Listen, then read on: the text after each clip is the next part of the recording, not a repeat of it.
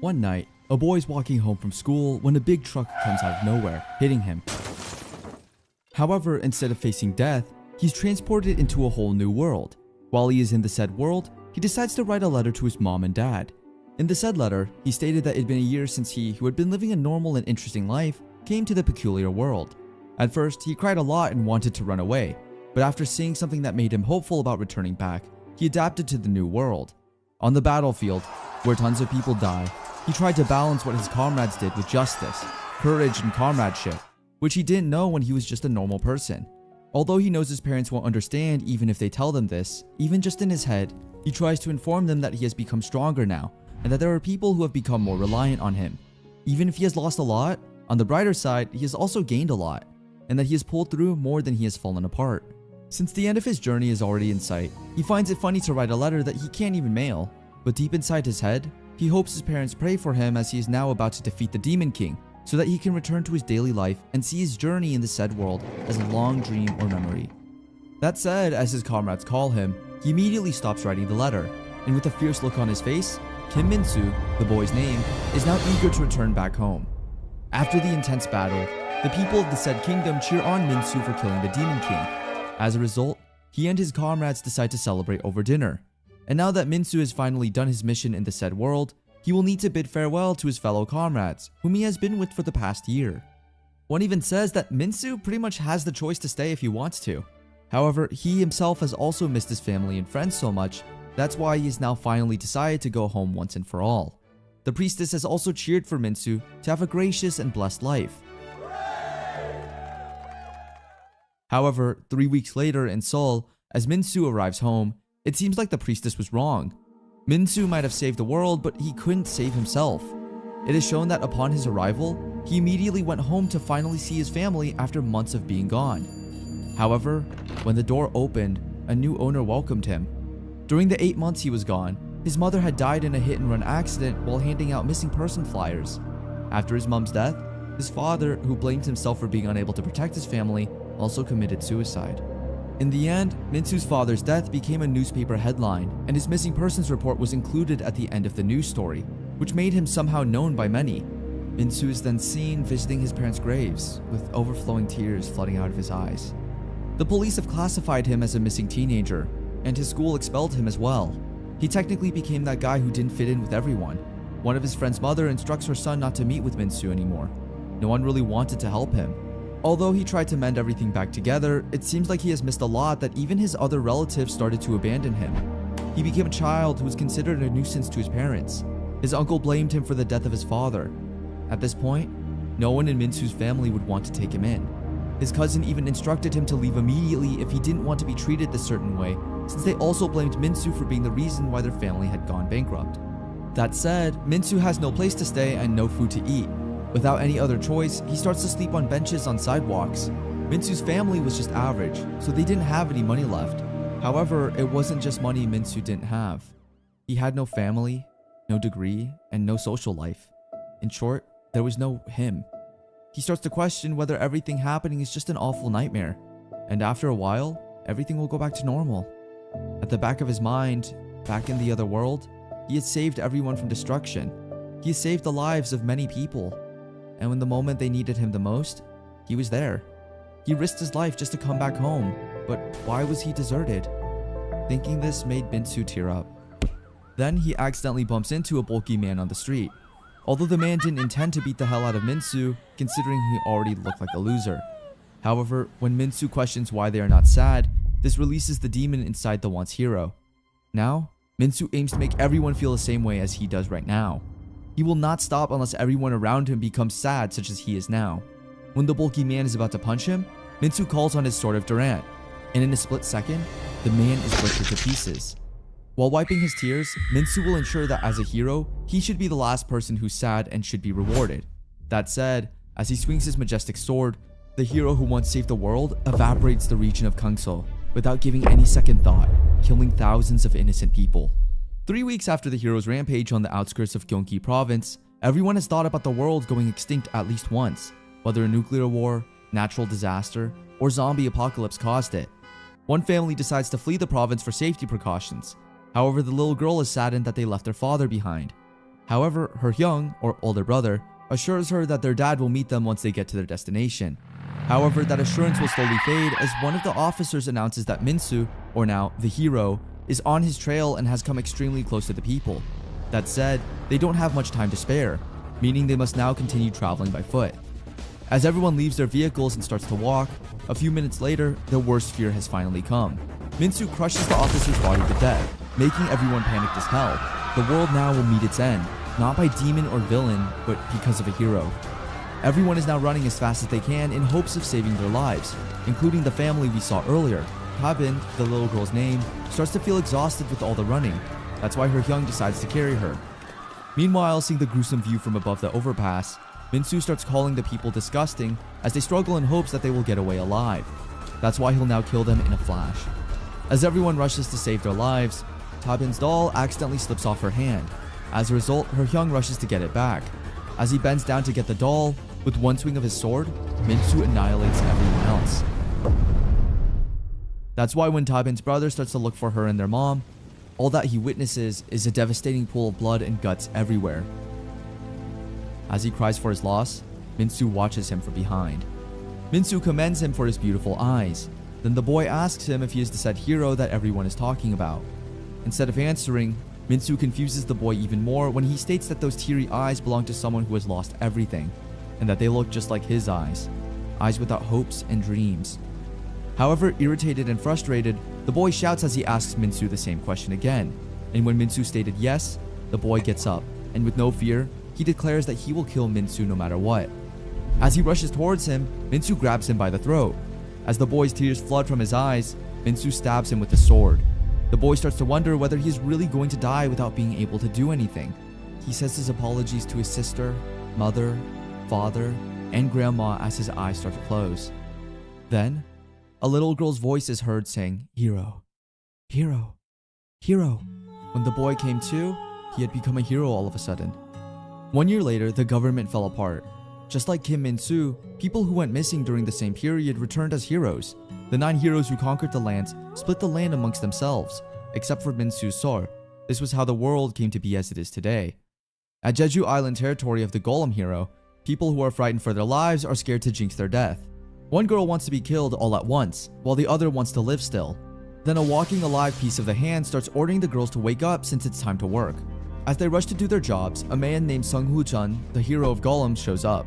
He announces what the group's agenda for the day is. Women are assigned to gather food, while men will work on construction. However, obviously, people are not delighted to do such tasks. That's why Woo-jun tries to convince them that if they were in the territories of the vampires or the faith heroes, they would have become blood sacks, crazy religious people, or experiments. Now, as Woo-jun starts to think that he might have been too nice to the people, with a single flick of his hand, everyone runs for their lives. However, some were not as lucky as they met their deaths. At this point, Woo-jun threatens everyone that they should go to work right at once. That said, at the farm, the girl from earlier who wishes she was dead is named So-min. A grandma tells her to eat some tangerines and breathe some air. As she is watching the ocean waves, the guilt of seeing her friend from earlier dying starts eating her up. Then, a soldier came out of nowhere, trying to ask for food for his comrades, promising that as soon as they get their energy back up, the military will fight the heroes once more. So-min decides to rebel and get them food. However, as she reaches the shore, the only thing that welcomes her is the soldier's dead body and Woo-jun. Now that she's caught, her guts turn upside down as fear starts to kill her. It will not take long before she meets her death. Woo-jun then reveals that he doesn't only have one eye that watches everyone, but thousands are hidden above the clouds. At this point, he's just technically playing with these poor people's lives. As she is now about to face her death, So-min calls for help. It doesn't matter who. That said, a luminous figure rushes and comes crashing down from the sky. This made Woo-jun shocked as well. And just like that, Jung-soo Park, the real hero, returned. Soo Park then asks So-min to explain the situation to him. After hearing that Woo-jun is one of the Sword Heroes group, Soo Park can't contain his emotions anymore as he rushes to smash every golem who comes his way. When he finally reaches Woo-jun, Soo Park starts cutting off the Devil Hero's limbs one by one if he'll not answer any of Soo Park's questions. So when Woo-jun finally sees an opening, he calls for his golems to take him back to safety. Then, a flashback occurs. It turns out what happened to Min-soo has also happened to Woo-jun. Everyone in his life has abandoned him and left him alone to leave. And as revenge, he now aims to make everyone suffer and live a life where everyone obeys him. However, Soo Park wouldn't allow that. as the two fight once more, in which Woojun uses a technique called the praying flower, while Supark uses the applied element electricity to enhance his spear's attacks. The fight continues to intensify. As the god, the lightning strikes spears through Woojun's heart, marking the final moment the golem hero who destroyed Jeju Island and the UN naval fleet. Meanwhile, back in the other world, the people that Woojun once helped before he turned wicked is seen praying for his happiness. Little did they know, the total opposite had happened. The golem hero has died, and with his death, the golems that controlled the castle from within also fell with him, meaning that it is his first time this island is at peace since the hero's rampage. That said, the people are delighted to hear the wonderful news, while behind the trees lurks Supark. He is happy to see families getting back together. However, as he remembers those happy moments that he shared with his own family once, it makes him envy those people. Then, a subtle rattling sound makes Supark alert a bit. It turns out that it is just Somin. Supark then asks her why she's hiding in the bushes. Somin then immediately explains that everyone wants to know who slain the golem hero, and that she just wants him to head down with her.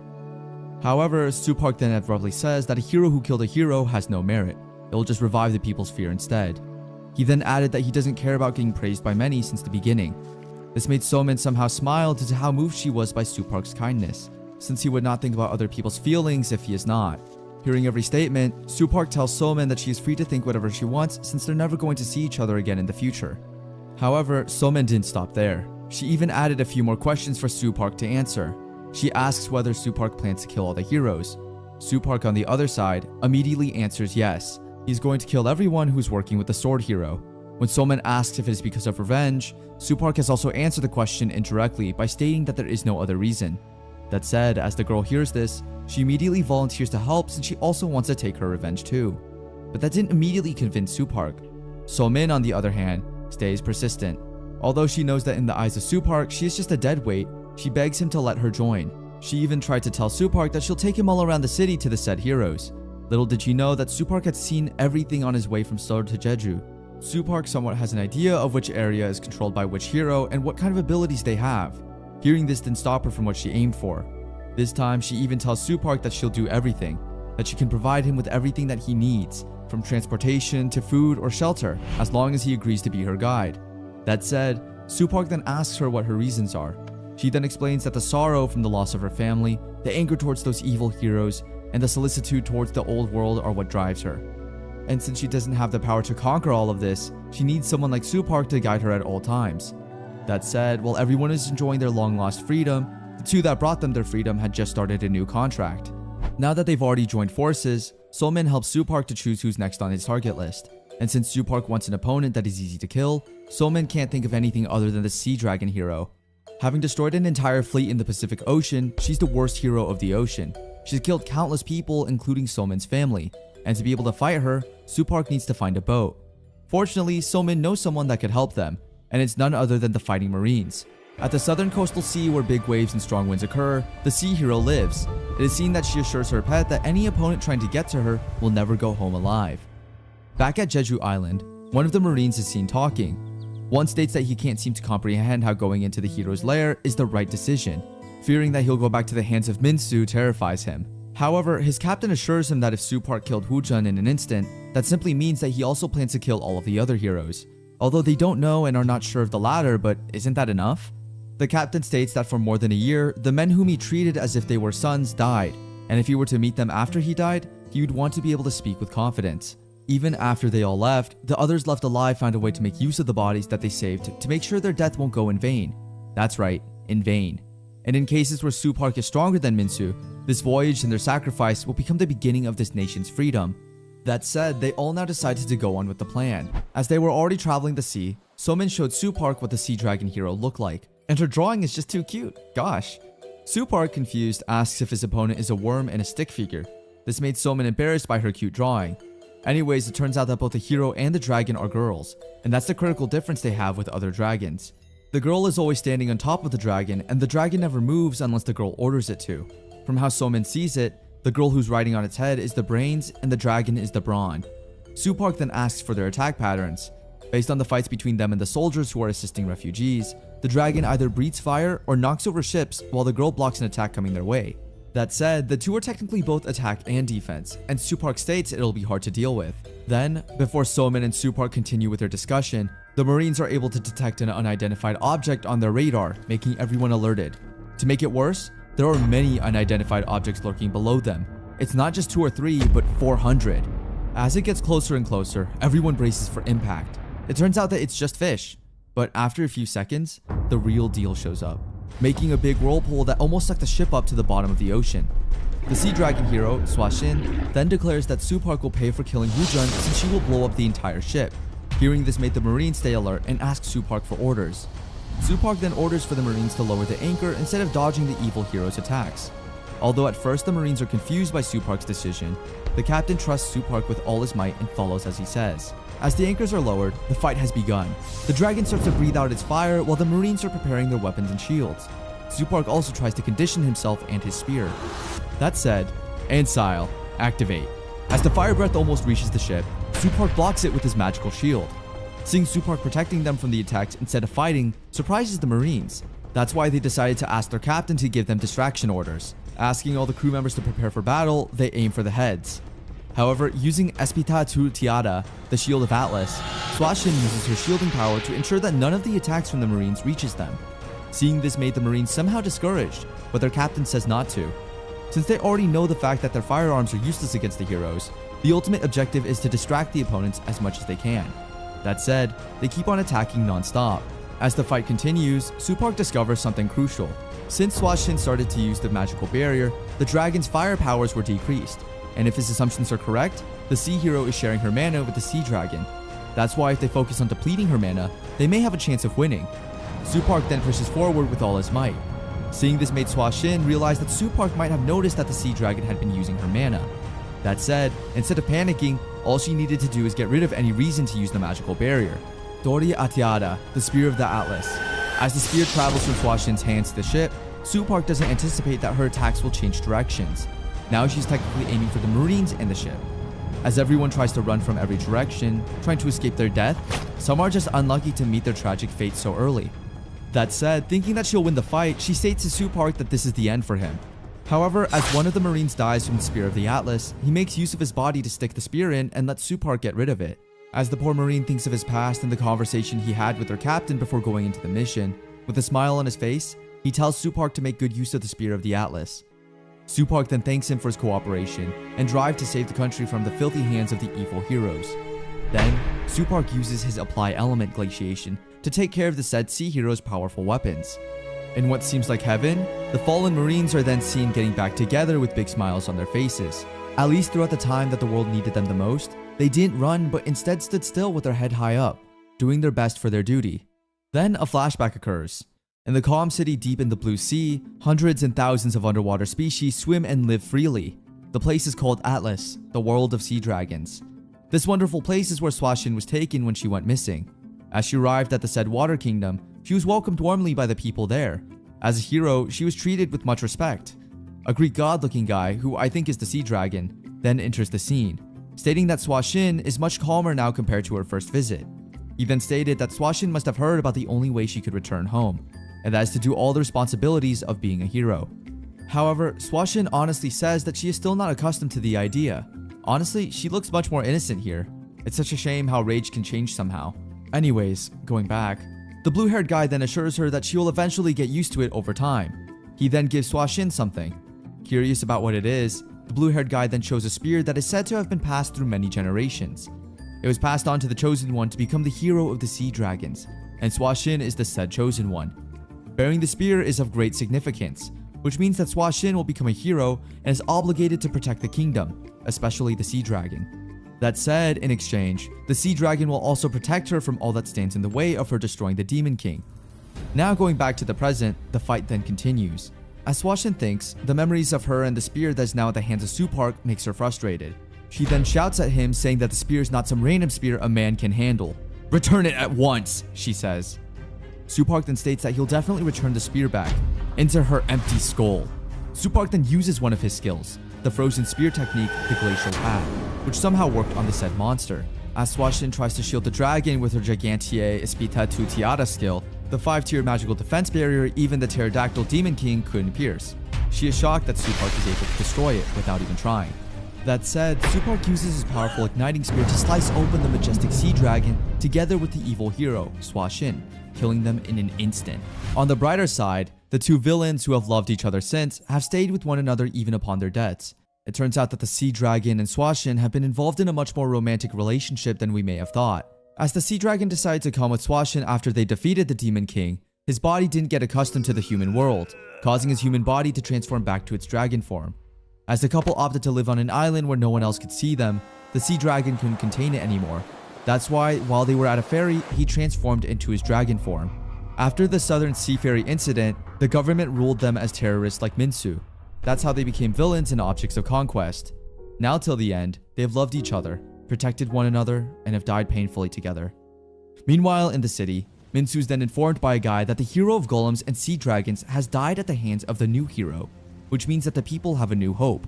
It also means that the eternal sadness Minsu created is about to end.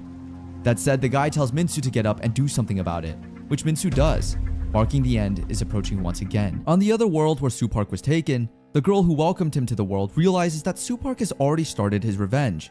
That said, to repay their debt to Supark, she orders one knight to call all the blacksmiths as they must mend as many spears as possible. The girl then sadly reminisced how Supark wasn't really interested in saving their world, and out of all the generations of heroes of spears, Supark pushed himself the hardest. During his time in the other world, he trains day and night in hopes that when he comes back to the real world, he'll be able to exact revenge on the evil heroes who killed his family. He blames his weakness for the death of his family. That's why, instead of contemplating so much, he fulfilled his duties without any questioning or faltering into silence. One day, with only the use of his spear, he slashes each of the goblins' limbs one by one. He's so eager to make himself stronger that even his comrades are scared that he's going in too deep. And they were right. One giant goblin hits the back of his head with a large bat. However, just by remembering Minsu, the rage inside him ignites once more. As a result, the poor goblins meet their death in a flash. "Just die. Just die," he says while stabbing the giant goblin's jugular vein. But even with this victory, he still hallucinates the images of his dead family members. That's why instead of a hero, he acted like a sinner or a revenge spirit. One night, after a long intense fight, the girl offers to help Supark by putting on some ointment on his wounds. She then respectfully asks why Supark eagerly wants to kill the Demon King and return back home if he hasn't had any family yet. Supark then explains that he wants to kill someone stronger than him when he returns. The girl couldn't possibly believe that someone was stronger than Supark. She also reminds him that even if he gets his revenge, abusing his body is just wrong. However, Supark knows that Minsu is indeed stronger than him in any way possible. That's why his goal is to become stronger than him and tear Minsu limb by limb. He already has come up with some gruesome ways to torture Minsu, like slashing through his skin daily, like sashimi, then feed Minsu with his own skin. Supark will make him suffer for all those people he has killed as slowly and painfully as possible. Hearing this made the girl realize that Supark was seriously twisted up inside. On the day that Supark had already defeated the Demon King, everyone was shocked when he used the Elixir of Miracles to bring the Demon King's energy back up. He did this to fight the Demon King once again in order for him to gain more strength. As this keeps going on, even the Demon King begs Supark to kill him once and for all already. His comrades, especially the girl, ask him to stay humane and don't cross the line further down than he already has. That said, inside the girl's mind, as she remembers all of these, she wishes that even after Supark completes his revenge, she hopes that he'll not become a monster. Back in the real world, Supark's thoughts are filled with Minsu's image. In his head, Minsu tells him that he is not a savior or the hero of the story. He is just someone who's nothing to the people. However, these thoughts don't matter to Supark, as he is more than satisfied by just being Minsu's murderer. After defeating Swashin, Supark goes back to the deck and asks Somin if there are any survivors. Unfortunately, it seems like all of the ship's passengers are already dead except for Somin. Without the soldiers, they can't possibly go back to the shore without anyone manipulating the ship. Somin then asks if Supark can make anything that will navigate their way back to the shore. However, it seems like Somin's statement kind of irritated Supark a little bit. He even bluntly says that if Somin claims to be a guide, shouldn't she know how to steer a ship at least? Somin then tries to explain. However, as Supark is about to leave, he then tells her that he thought she'd be competent. That's why he decided to bring her. Before he even leaves her sight, Somin asks Supark what she should do. Supark simply responds that she just needs to take a break. And let's just say she took it personally. That's why instead of taking a literal break, she tries to find the ship's manual in hopes that she'll be able to steer the ship on her own. This way, she will be able to prove herself to Supark. Then, it seems like someone is out in the hallway as Somin hears someone walking. As she checks up on it, she thinks that Supark has already fallen asleep. She's quite shocked to see that Supark is carrying dead bodies in the middle of the night. It turns out that Supark is giving a respectful funeral for the fallen soldiers, as they remind him of his father, who is also a member of the Navy. Supark then tells them sorry since he wasn't able to send them back to their family and for having to send them off like this. As tears start to fall down, Supark continues to say he's sorry. He then tells his prayers to the fallen, and Somin also says hers in secret. In a world where both life and death are becoming vague, the boy and girl pay their respects to those who had passed before them, and as if this cruel world were admiring them, they sent a guest from the heavens. A helicopter with the South Korean Reconstruction Government team leader of the hero's division, Choi Jung-wook, then comes to fetch the hero of revolt, which is none other than Supark. That said, the operation of saving the world has commenced. As Mr. Choi introduces himself, Somin then tells Supark something about the organization that Mr. Choi is in. It is said that they are an organization formed by government officials and soldiers that aim to revolt against the heroes through their guerrillas. Hearing this made Supark realize that the organization might have one of him to be a part of their tactics. As he and Somin finally enter the helicopter, Supark immediately asks Mr. Choi if their organization seriously thinks that guns would work on a hero. Then from there, a heated conversation started, to the point that Mr. Choi almost blew up the whole helicopter. That said, Mr. Choi plans on taking them somewhere. As they reach their destination, with Somin and Supark's hands tied up and eyes blindfolded, the organization is planning to interrogate them first.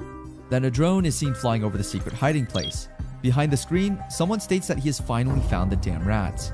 As they enter the building, Supark tries to analyze the surroundings. He is then able to compute that it will only take 3 seconds for him to take down all the soldiers with them now. As he starts to get annoyed, he thinks that escaping might be a good plan. He then stops making the soldiers alert immediately. Before Supark can go all in, Somin stops him and tries to remind him that the soldiers are just scared and will definitely harbor no ill intentions. She also explains that the organization and him have common enemies, and that's why he should make them trust him as much as possible. As Somin enters the interrogation room first, Mr. Choi immediately asks her what type of person Supark is.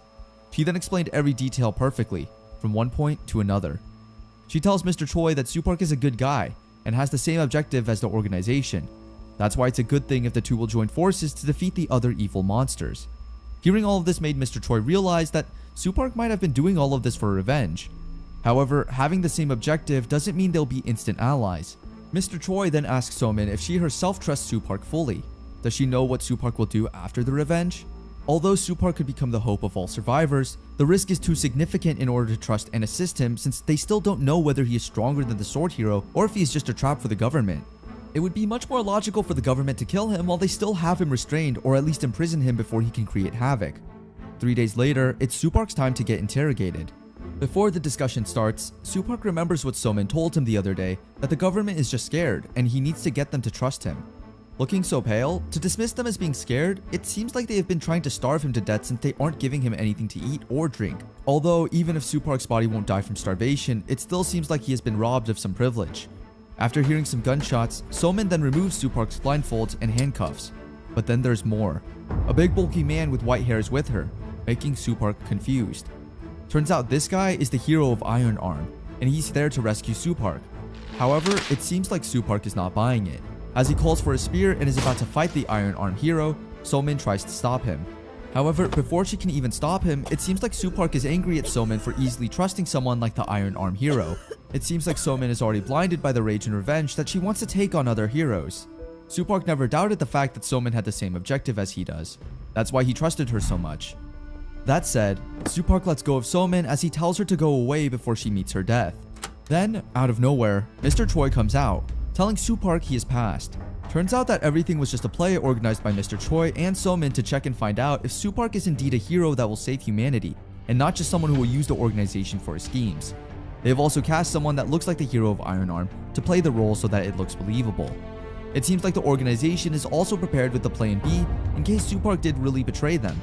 That said, as he is now part of the organization, Supark and Somin are taken into a small underground city that caters to 50,000 residents. They went down through an elevator. When they finally reach the underground city, Mr. Choi tells Supark that he hopes he will really not let down the people who have been looking up to him now. That said, without anyone to protect other than the people, Supark is now dedicated to doing everything he can to make sure everyone will be safe from now on. Although at first, Supark intended not to stay in the underground city for long, Mr. Choi and Somin eventually persuaded him. That said, as everyone is celebrating the idea that it is only a matter of time before they go back to their old lives, a pitch black incident comes their way. All the other 7 heroes who are alive come crashing into the peaceful city. From the hero of the vampire, Hong Hwarang, hero of faith, Baek, hero of magic, Ma Yarin, Chong Eui-ho, hero of return, Lee Sung-jun, hero of martial arts, Chon Ji-sung, hero of reformation, Lee Ga-ram, and of course, the hero of swords, Min-soo. The fight then starts. Mr. Choi then tries to go based on their trained operation. However, his people are now hypnotized by Baek. That said, he tries to contact his other men to protect Soo Park at all costs. However, even the soldiers didn't escape the gruesome death that the heroes gave upon them. Chon Mountainside, annihilated. Hwanbat, annihilated. Brown Crow, annihilated. In total, 13,700 people are dead already within just 3 minutes and 17 seconds. And the once peaceful city is now at the hands of the heroes once more. Now, it's up to Soo Park to defeat them all and protect the people. Are you the bastard? Min-soo asks Soo Park, emotionless. While on the other side, Soo Park is already in a rage just seeing Min-soo's face, as he thinks that the bastard who killed his family is standing right before his eyes. The anger inside him is slowly overflowing. Without a second thought, as he initially planned, Soo Park now fully decided that he would kill Min-soo once and for all. He calls all of the magical spears that he has, from the magical shield spear Ansile to the ice spear Vasnez. Meanwhile, Min-soo is also seen preparing his gears, the holy demon attack system for the fight. As Min-soo and Soo Park start to fight, even the other evil heroes stop interfering because they are scared to get involved. When Soo Park already almost got Min-soo right in his palms, Min-soo saw some hint of hope in Soo Park's eyes, which caused him to burst out of rage, making Soo Park almost die once more. That said, thinking of it makes Soo Park so angry. That's why, looking above the sky, he utters the words that he will surely kill Min-soo no matter what. While on the other hand, Min-soo is also struggling with all the fighting. As their willpower to fight starts to kick in, their fight is about to get more intense than ever. As the armor of the two emerges, their fight with each other starts to get more intense. One hit after another, both of them are struggling to cope with each other's strength. Meanwhile, on the sides of the rubble, the citizens of the city watch the scene. The hero of sword, Kim Min-soo, whose very presence meant the opponent's imminent end, was struggling. One man was fighting off sorrow with his entire being. Seeing this made everyone have hope that maybe this time, they'll be able to win against evil. Mr. Choi then states that their last resort is fighting the battle of a lifetime against the hero of sword. That said, he orders his men to distract the other heroes as much as possible, giving Soo Park some time to fight against the hero of sword without thinking of the other heroes that might attack him from behind. The weak have decided to fight again. With all rage and eagerness in their eyes, Mr. Choi, together with his men, is able to encounter a weird-looking monster. However, instead of getting scared, they face the monster head-on. On the other hand, the hero of Iron Arm is seen finishing killing all the people in the area. He himself has also taken notice that it's taking longer than he had initially thought. As he tried to step in, one of the soldiers bravely tried to stop him. However, the poor soldier's life eventually meets his death afterward. The other heroes are also doing their own schemes to have the last laugh in the end, hopefully. However, what's truly nerve-wracking and something that everyone is anticipating is the fight between Min-soo and Soo Park. Who will win and have the victory? As Min-soo punches Soo Park with a powerful blow, Min-soo doesn't anticipate that Soo Park will be able to find an opening to attack him as well.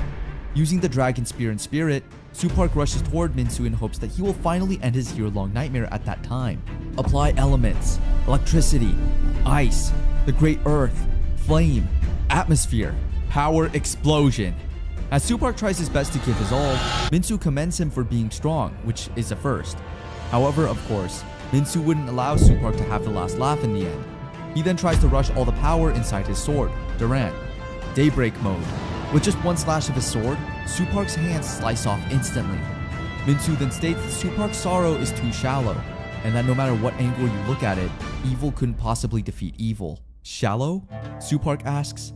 Then he eventually keeps on saying that the feeling of having his life trampled upon by a murderer like Min-soo has never been shallow. As his rage keeps on flowing rapidly, the citizens, together with the other heroes, are also watching the fight, slowly waiting for who will win. As Soo Park rushes towards Min-soo, as he's about to punch and attack Min-soo, it seems like Min-soo is just strong enough that he is able to dodge it.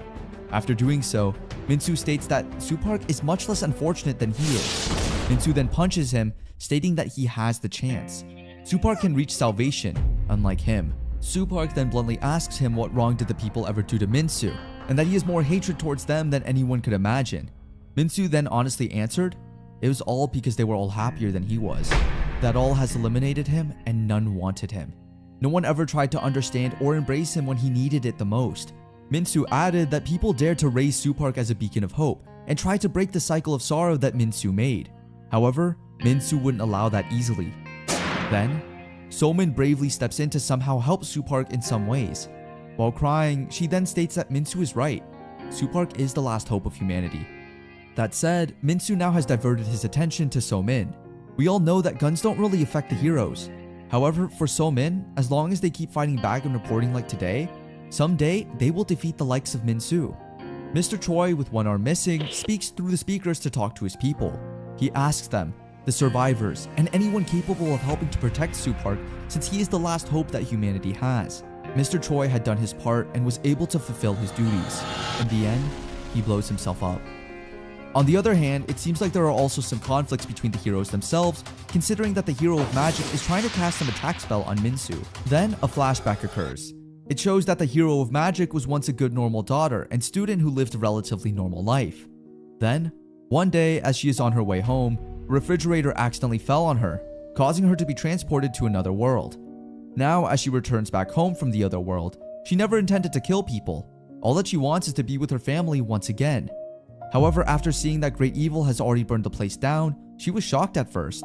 The heroes facing the situation were given two choices: to fight for their lives or to join the craziness. And she, who had no courage or any sort of bravado, ran away from both of the choices. She has also spent some time in the refugee camp with her mother and sister. Then, a group of soldiers came into the scene, wanting to speak with her. For as long as she can remember, she has tried to hide her identity as a hero. However, it seems like Mr. Choi has his ways of finding out crucial information like this. At first, Yedin tries to deny it. However, when Mr. Choi starts to state some information that leads to knowing that Yedin is a hero, she doesn't have a choice but to eventually give in, especially about 10 days ago. Due to the United Force misfire, the refugees in the area were going to be butchered like cattle. At that moment, an unknown identity assumed to be a hero disengaged the explosive only to disappear, and then Yedin emerged from the building that person disappeared to. It may be just a mere coincidence. However, Mr. Choi doesn't believe that in any way possible. Then, Mr. Choi, who is already at his limit, shows his gun to fire at Yedin. Without any choice, Yedin shows off her true identity to save herself from death. And just like that, Mr. Choi was able to make Yedin confess without really doing so. As they are having a conversation, Yedin opens up that Mr. Choi might have been wondering why she isn't fighting with the heroes just like the others. Yedin then states that there exists a clear difference in strength between the heroes. As far as she is concerned, a hero becomes the slightest bit stronger than the Demon King they defeat. So the Demon King's strength means the level of strength for the hero. The Demon King that Kim Min-soo defeated is stronger than the one that she defeated. All of the heroes that had fought against him died, and the Demon Kings he fought were all defeated. In short, this is a fight that started off with an unfair advantage on his end. Then Mr. Choi bluntly asks, that's why she chooses to run away? When Mr. Choi asks Yedin if she's okay with the fact that the world will be destroyed, with a sad look on her face, Yedin also has her reasons. She stated that after they had escaped, her mother had become ill and her sister cried every night because she's been separated from her friends. But most of all, even though she wanted to fight back, she didn't want to die. After all, in this whole mess, who else would protect her family other than her? It doesn't mean that she is a hero. She already has the courage and strength to fight. Lighting his cigar, Mr. Choi then bluntly says that Yedin should join Kim Min-soo's forces. As long as she plays it off like she just returned and exploded them, it's a way to prove that she's evil. This way the government will know the insights of the evil group. Mr. Choi then gives her the location of an unimportant military base. Yedin needs to destroy this place in order to get Min-soo's group's attention. Mr. Choi isn't telling her to do this for free. In exchange, the government will evacuate their family to international waters. They will also assign guards to protect them and treat her mother's illness as well. At this point, Yedin couldn't ask for more. A little nervous, Mr. Choi tells Yedin that there is no need to rush. He's only asking her to be their hidden card to know what method will be used to destroy Min-soo. Yedin will be their trump card that will protect that method when the time comes. That's why, when Soo-park is already on the verge of falling, Yedin now steps in to fulfill her duties. On the other hand, Soo-park then remembers the day he has spent to become stronger for the revenge he'll exact for his dead family. Seeing himself lying still on the ground frustrates him. He used everything he could use to fight, but he still couldn't defeat Min-soo. He despairs of the thought that with all that training, all that he could do to Min-soo is merely wound him. As he is about to give up, Yedin then rushes to save him.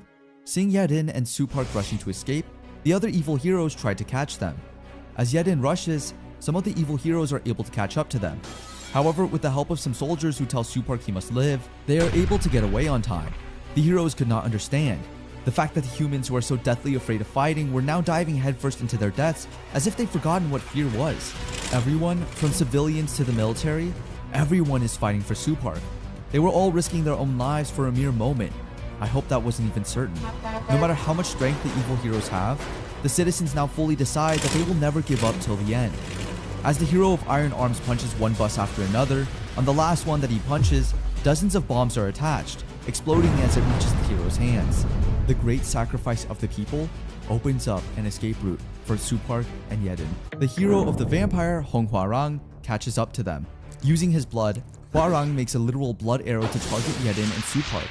Yedin knows that getting out of the place isn't going to be easy since the place they first got through to come down there is where Minsu and Baekhana are holding their own, and the gaps in the ceiling are too dangerous to go through because of the falling debris. Before she can even think of a plan for how to get out, Hwarang's blood arrow reaches her and strikes her. She realizes that going in circles is going to get them caught. Then, a man waves right at them, signaling that there's a place where they can hide, but Hwarang wouldn't let that happen. He rushes towards them as fast as he can before the two even get away. Meanwhile, at the main entrance, the remaining citizens and soldiers are trying to evacuate in an organized manner. However, such havoc couldn't let the citizens stay at ease, but the government is also trying its best to save the people as much as it can. They are trying to get the hero of magic in a certain place as soon as they can for the people to escape to the ground, away from the other heroes. However, if they use the elevator passage as an exit, refugees' reactions would be a problem, since if the government pressures them toward death, a riot may occur, which could turn into the worst case scenario. However, the one in charge states that she will ensure everything is regulated. As she gets the speaker, she informs everyone that the last elevator capable of operating would be used to provide the hero of revolt, aka Supark, an escape route. Hearing this made people angry. I mean, who wouldn't? This is bullshit, some say as they realize that in the eyes of the government, they're just mere no-ones that don't deserve to live. The lady then explains in the most motivational way possible that even if they escape the underground city, it is still uncertain that they will live a peaceful, happy life, knowing that the hero of the sword is still alive. That's why Supark is their future, a man that would save the world. That said, many men who initially intended to escape the wrath happening below take pride as they give their space in the elevator to the young and will now take part in the fight. The last 3,000 people in the shelter gave up their lives to earn 5 minutes. On a deserted island in Indonesia, the lives of 50,000 people were sacrificed for a single person. Hopefully, their sacrifice was not in vain. Meanwhile, at the White House, all the US high-ranking personnel are discovering what has happened to the shelter they helped build in Korea. However, they should be disappointed on their own, considering the shelter is easily destroyed, indicating that their system designs are also lagging. Then, one of the personnel opens the topic about Supark, which everyone in the room is quite shocked about. As a result, the president immediately asks for Supark's location.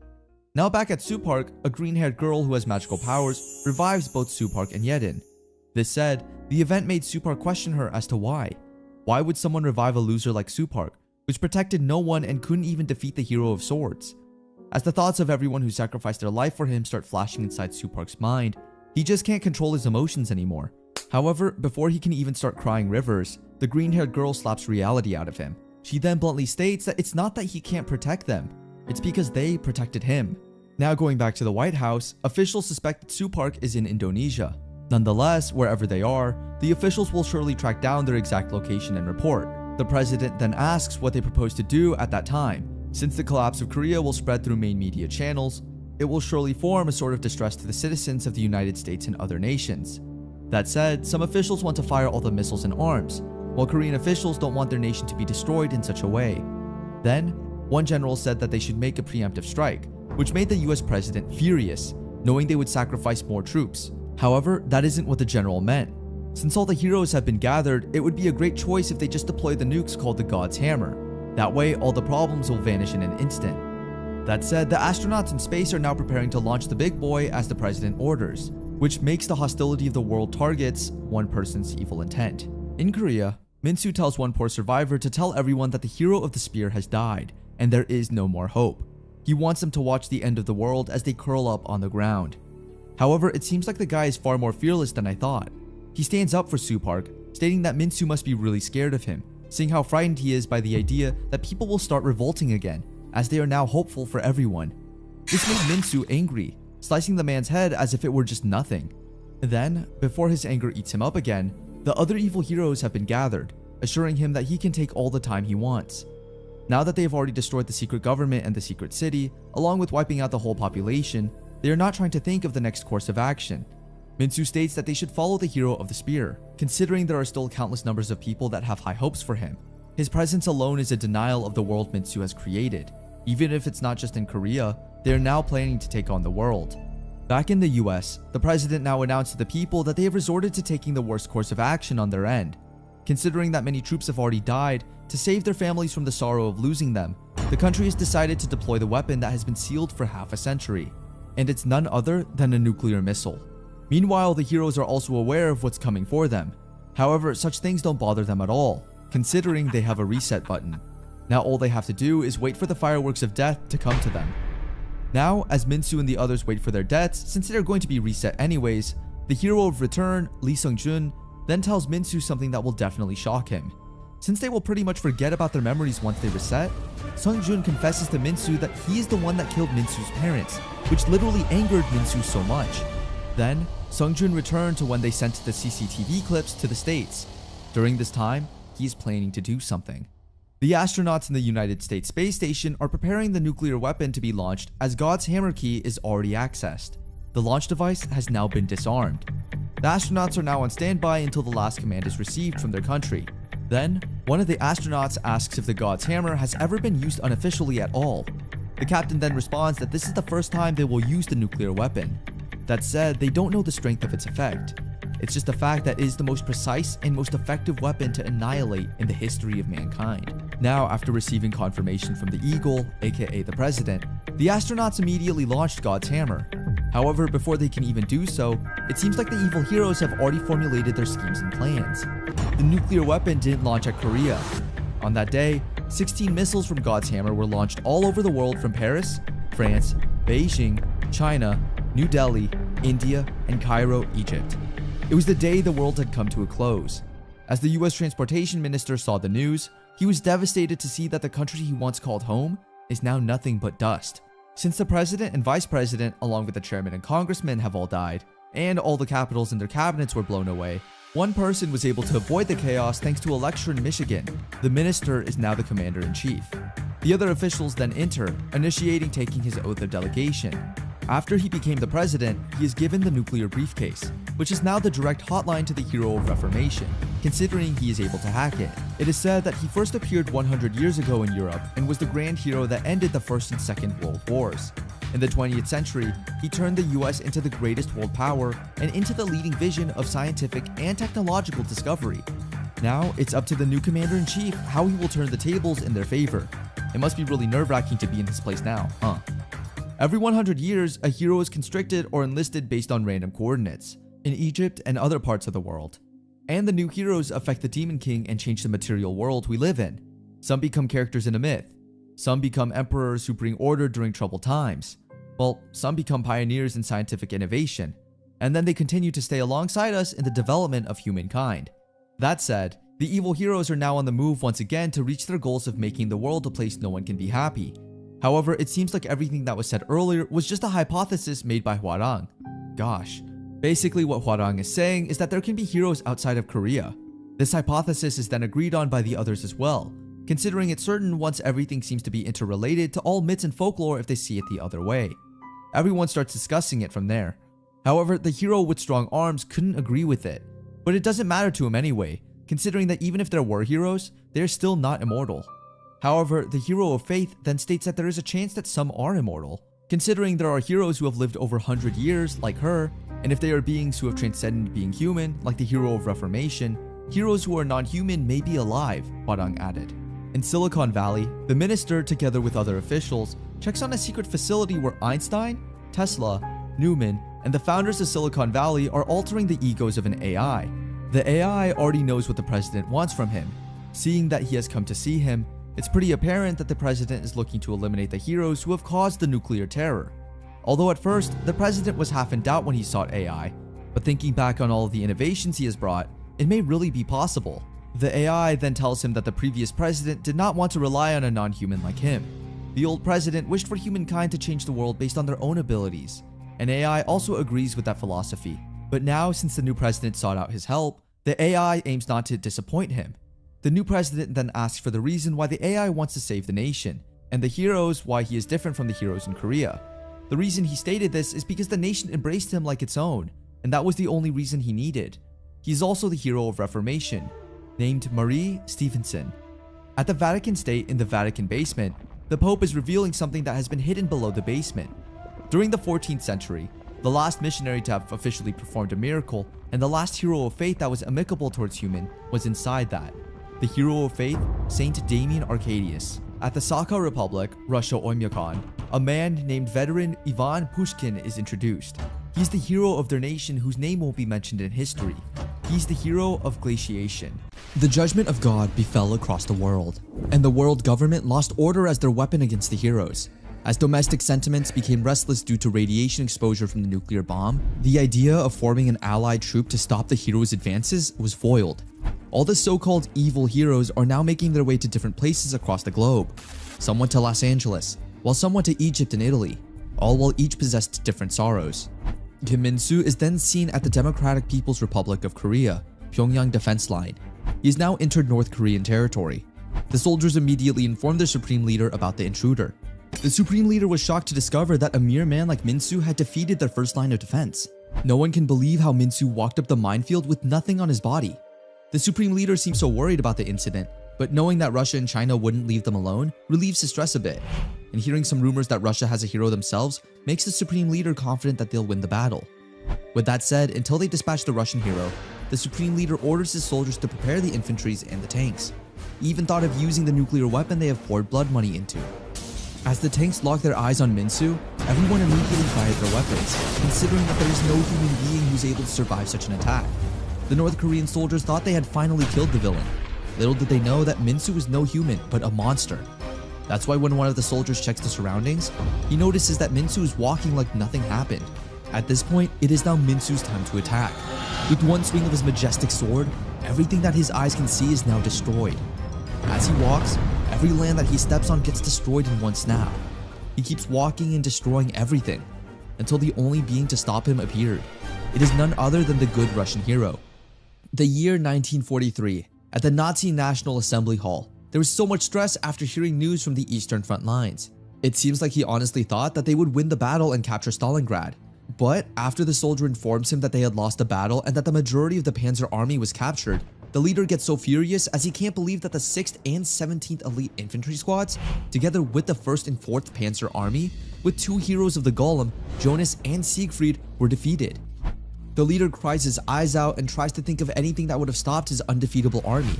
It turns out it is the hero from Russia. Siegfried then asks him why he would side with the Order as a hero. Does he have no ambitions? The man then answers that he has ambitions, and is to end the war a day earlier and send his comrades into the embrace of their families. Hearing this made Siegfried laugh, considering the Russian hero's goal is so boring, not like his, who wants to dominate the world. As he smirks a little, the Russian hero then slices his body off into two, with his head getting decapitated. Fast forward to the present, he's now facing Min-soo, the modern dominator. But since the old one just wanted a world without war, you can't possibly let Min-soo get away with his murders.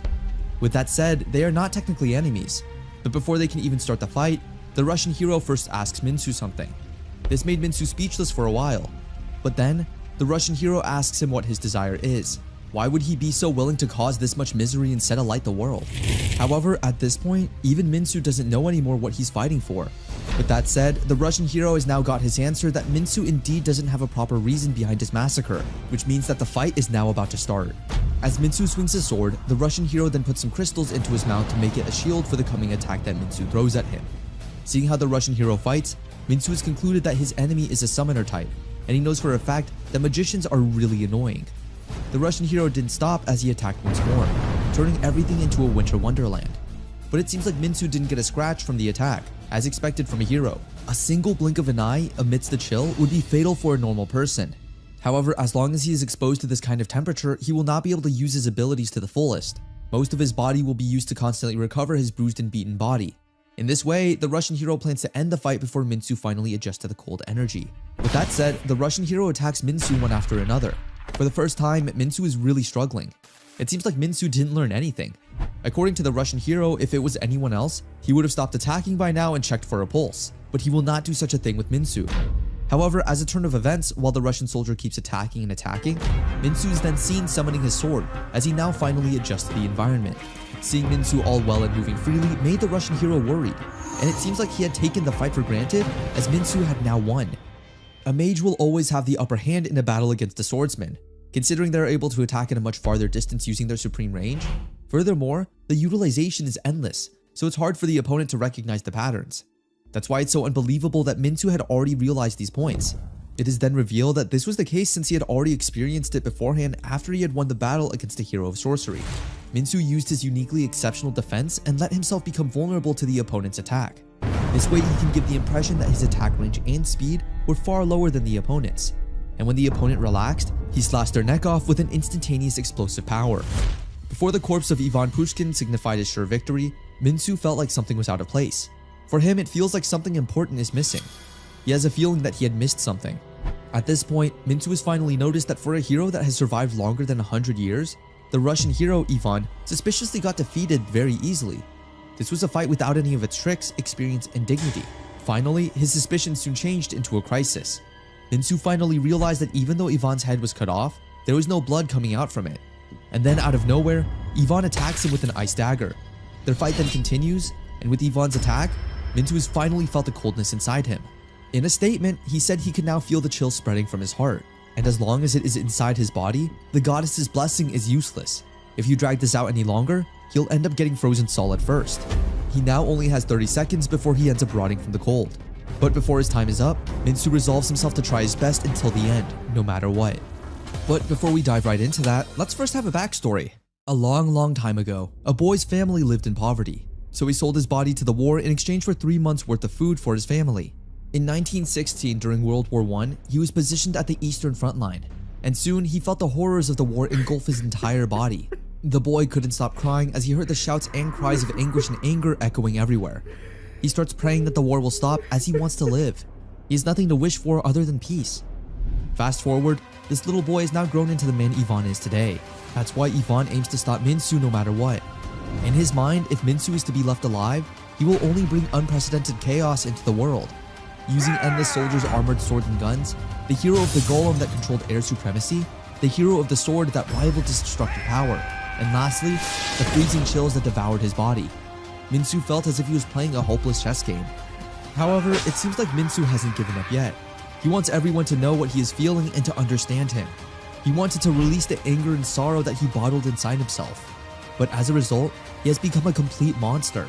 That's why Ivan helps him cool down his head, literally. Minsu is now frozen cold inside an ice capsule, and for the first time, Ivan has felt the exhaustion from the fight. But as fate has it, Minsu's comrades have arrived when he is already on the verge of dying. Some may call it a coincidence, but Minsu is definitely lucky. On the other hand, seeing them made Ivan worry, as he couldn't possibly deal with them all alone. Even the other heroes are shocked at Minsu's state. With that said, greater despair comes up onto the uninvited stage. Meanwhile, in the other parts of the world, the other evil heroes are now making their move. The US Air Force is seen fighting with their advanced jets. When people no longer have hope, the little possibilities and achievements done by heroes in a completely hopeless situation is what people call a miracle.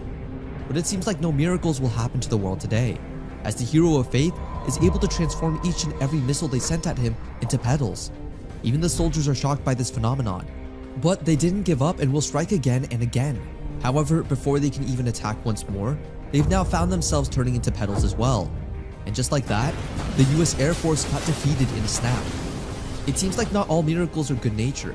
It seems like some are despicably bad to handle. With that said, there's no more hope for the people, as both the Air Force and the Navy have now been completely annihilated. The general then starts to question how humans could be so powerless and face such a bad miracle. Then, someone from the group cuts him off, saying that what's happening is no miracle at all. Hero of Faith, Saint Damien Arcadius, then enters the scene saying that he will show everyone what a true miracle is. The general is so shocked as he starts to question where Damien came from. As expected, Damien already knows that no one would remember who he was, but still assures them that they should believe that he'll definitely win the fight. Damien Arcadius, the Soul Saint, appeared in the form of a small child when the Black Plague ravaged the lands. He is the small miracle that sealed himself alongside all plagues because of his great love for mankind. The towns he visited flourished with milk and honey for orphans that he bottled inside him. With that said, Damien will now be engaged in a close fight with the current hero of faith, Hana. Even Damien can't believe that another hero of faith, just like him, exists somewhere in the world. However, although Hana looks like a strong hero, Damien is able to look through her eyes.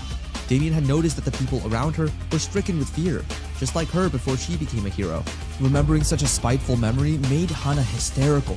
As a result, she ended up bursting everyone with her. She can't believe that Damien knows such a thing. Due to her fear of hearing more from Damien, she summons the fallen angel Mertaniel to join her in the fight. But it seems like even though it is so majestic, Damien doesn't show any hint of fear at all. Again, before we dive right into the fight, let's first know the backstory behind Hana's revenge and anger to the world. Not a long time ago, Hana's mother was a person of faith. They always go to church, sing songs with everyone, and repent to God every single day. Growing up in such a religious environment is what made Hana religious. At least that's what she thought. Seeing her mom love and pray to God, Hana only prayed for her mother's happiness not to end. She enjoyed the prayer sessions, even though her friends called it a cult. At school, she ended up getting bullied for being too religious. However, instead of sulking about it, because of her mom, she didn't cry a drop of tears. She smiled through her toughest times until that incident happened. The supposedly head of the church and the man of God ended up being a pervert who used her and her mom. Since then, the event got stuck inside her head, and every time she heard about it, she got very angry. Now that her anger is lashing out and far more oppressive than it was before, Damien summons someone who protects and defends the orphan and Titaniel. Meanwhile, the church is now worried about the result of the fight. Still, instead of worrying about it, the Pope assures everyone that Damien will win this fight, considering that the weapon of the fake hero, aka Hana, is at the most just millions of fear-stricken believers. On the other hand, Damien has a weapon of at least 1.1 billion Catholic believers. Chapels and churches across nations are with Damien, and every believer is requested to say their prayers for the saint. That's why there is no need to doubt Damien, and the only thing they can do is pray together.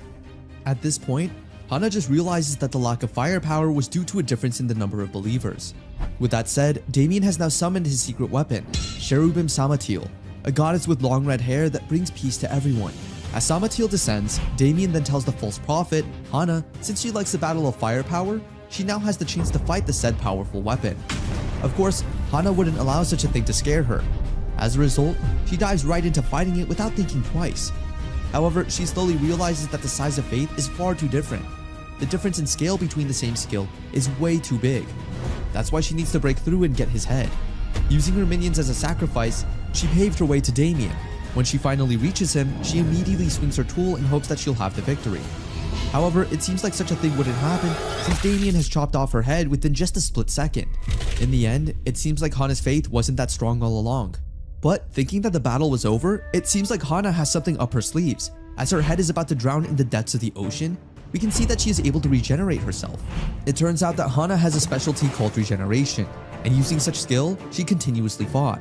Seeing her determination made Damien smile, but it seemed like Damien was also not giving up as well. Hana utilized the Billy Bush sheet secured in Korea. At the Republic of Korea, north of Jeolla province, which is Hana's lair, regarded as the center of faith, a number of believers are seen praying and stating that they will sacrifice themselves for Hana. It turns out that once a believer sacrifices themselves for Hana, Hana will be able to use her regeneration skill. However, in cases where she will only have a number of believers at her hand, she will end up dying herself. But knowing that she can regenerate 1,000,000 times more without hesitance, she charges on regardless of death. And that repeated tens and hundreds of times, she pressed on with the wheel of repeating, even beyond thousands of tries. Even Damien starts to get confused as to why Hana is engaging in this meaningless war of attrition.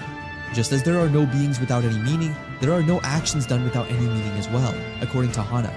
With that said, this whole scheme is actually Hana's grand plan. Seeing that Hana isn't dying at all, many of the religious individuals are getting scared at the thought that Hana might actually win. In this grotesque battle, repeating hundreds and even thousands of times, Damien's believers, that is, within the heart of the Catholic believers that trusted their faith to be omnipotent, doubt has started to bloom. With that said, those who have doubted will now become Hana's believers. After all, the origin of Hana's faith, which is fear, has now started to spread like wildfire. The Holy Church is now in chaos, while Hana has slowly fulfilled her plan. When Hana finally lands a hit on Damien, Damien has now felt that her origin of power is slowly decreasing. As Hana began to devour Damien's believers, her power started increasing. Therefore, the gap between power began to decrease at twice the speed. The world is now in chaos with everyone sacrificing and killing themselves. As fear started to eat up on everyone, Hana was now leading the faith race. At this point, Damien has finally realized that this was Hana's plan all along. As time passed, his believers are starting to lose faith. That said, while he still has the upper hand, he plans to end this chaos once and for all. Using 100 million people's worth of faith, he summons someone by the name of Seraphim Michael. Damien then orders Michael to annihilate the Antichrist, and without any question, he does what he has been ordered to. Michael prepares his fire sword with much dedication and power, as seen in his eyes. The Sword of Fire is a holy weapon that damages the being itself, which means that it will definitely work on Hana. However, instead of fighting for Damien, Michael ends up attacking Damien instead. After all, when faith disappears and turns away in moments, wouldn't angels feel the fear as well? At this point, fear has spread faster than hope. Damien remembered people, but everyone who remembered him had already died. The people rejected Hana, but the fear of her actions had already been spreading. She has been preparing for the moment when the fear that was implanted becomes an explosive for the final moment. The Vatican had recognized this, and to gather the fates of people to Damien, they had covered the battle for the believers as a public broadcast. However, this resulted in the worst decision they made, as everyone is now in chaos, even the Vatican itself. In Damien's battle, instead of feeling hope and faith, fear is felt more by the people. As a result, Damien ends up losing the fight, not because he is incompetent, but because the people have forgotten him. As he drowns in the depths of the sea, Damien is somehow taken into a place he has never seen before. There he sees a group of kids looking curiously at him. As he wonders his eyes, he sees that he is in an orphanage named after him.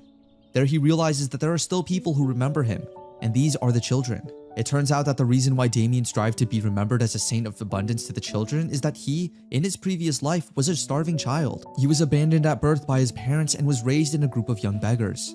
There he was treated like shit and was beaten continuously. Before he could pass the age of 10, he was run over by a merchant's cart, and as he began to turn cold on the freezing mountain road, he thought that he wanted to live again in a world where children like him wouldn't lose their parents and starve. If possible, he wanted to make such a world with his own hands. He wanted to give children the opportunity to become an adult unlike him. And the fact that after all those struggles as a saint, Damien smiles as he sees that there are still people left that remember him. Seeing how happy the kids are, Damien thanks them for remembering him. He also promises that he'll make sure to make a future that can make them become adults. With that said, Damien is now back in the real world with 100% hope and dedication. When he got back, Hana had now absorbed the majority of the 1.1 billion believers. Seeing how pathetic Damien looks right now makes Hana happy. As Hana's believer starts rushing towards him, although struggling to fight back, Damien tells himself that he should endure everything as he can't possibly use faith in this. If faith was just a simple fight that depended on numbers, Damien's defeat was clear. But for Damien, fate is not just a number, it is engraved inside each believer. No matter how many people believe in him, it may be few or many. As long as he believes in himself, everything will go smoothly. Even though Hana's believers try to defeat Damien with all their might, it seems like Damien has made a miracle. He glows in spite of the darkness, and this makes everyone watching amazed. Even Hana was shocked by the fact that Damien is able to endure such attacks with such a weak body. This pretty much proves that secular materials or numbers for counting cannot define faith. Now that Damien is finally within range, the faith that he received has different origins from that ball of fear. The small seeds of goodwill that he planted into the orphans hundreds of years ago have now made him as powerful as ever. Damien's faith is a type of faith that transcends generations, linking from roots to roots. That said, the holy spear made by the compassion of Damien has finally been made. Even if that faith may only be a handful, it can become a beacon to guide through the pitch darkness.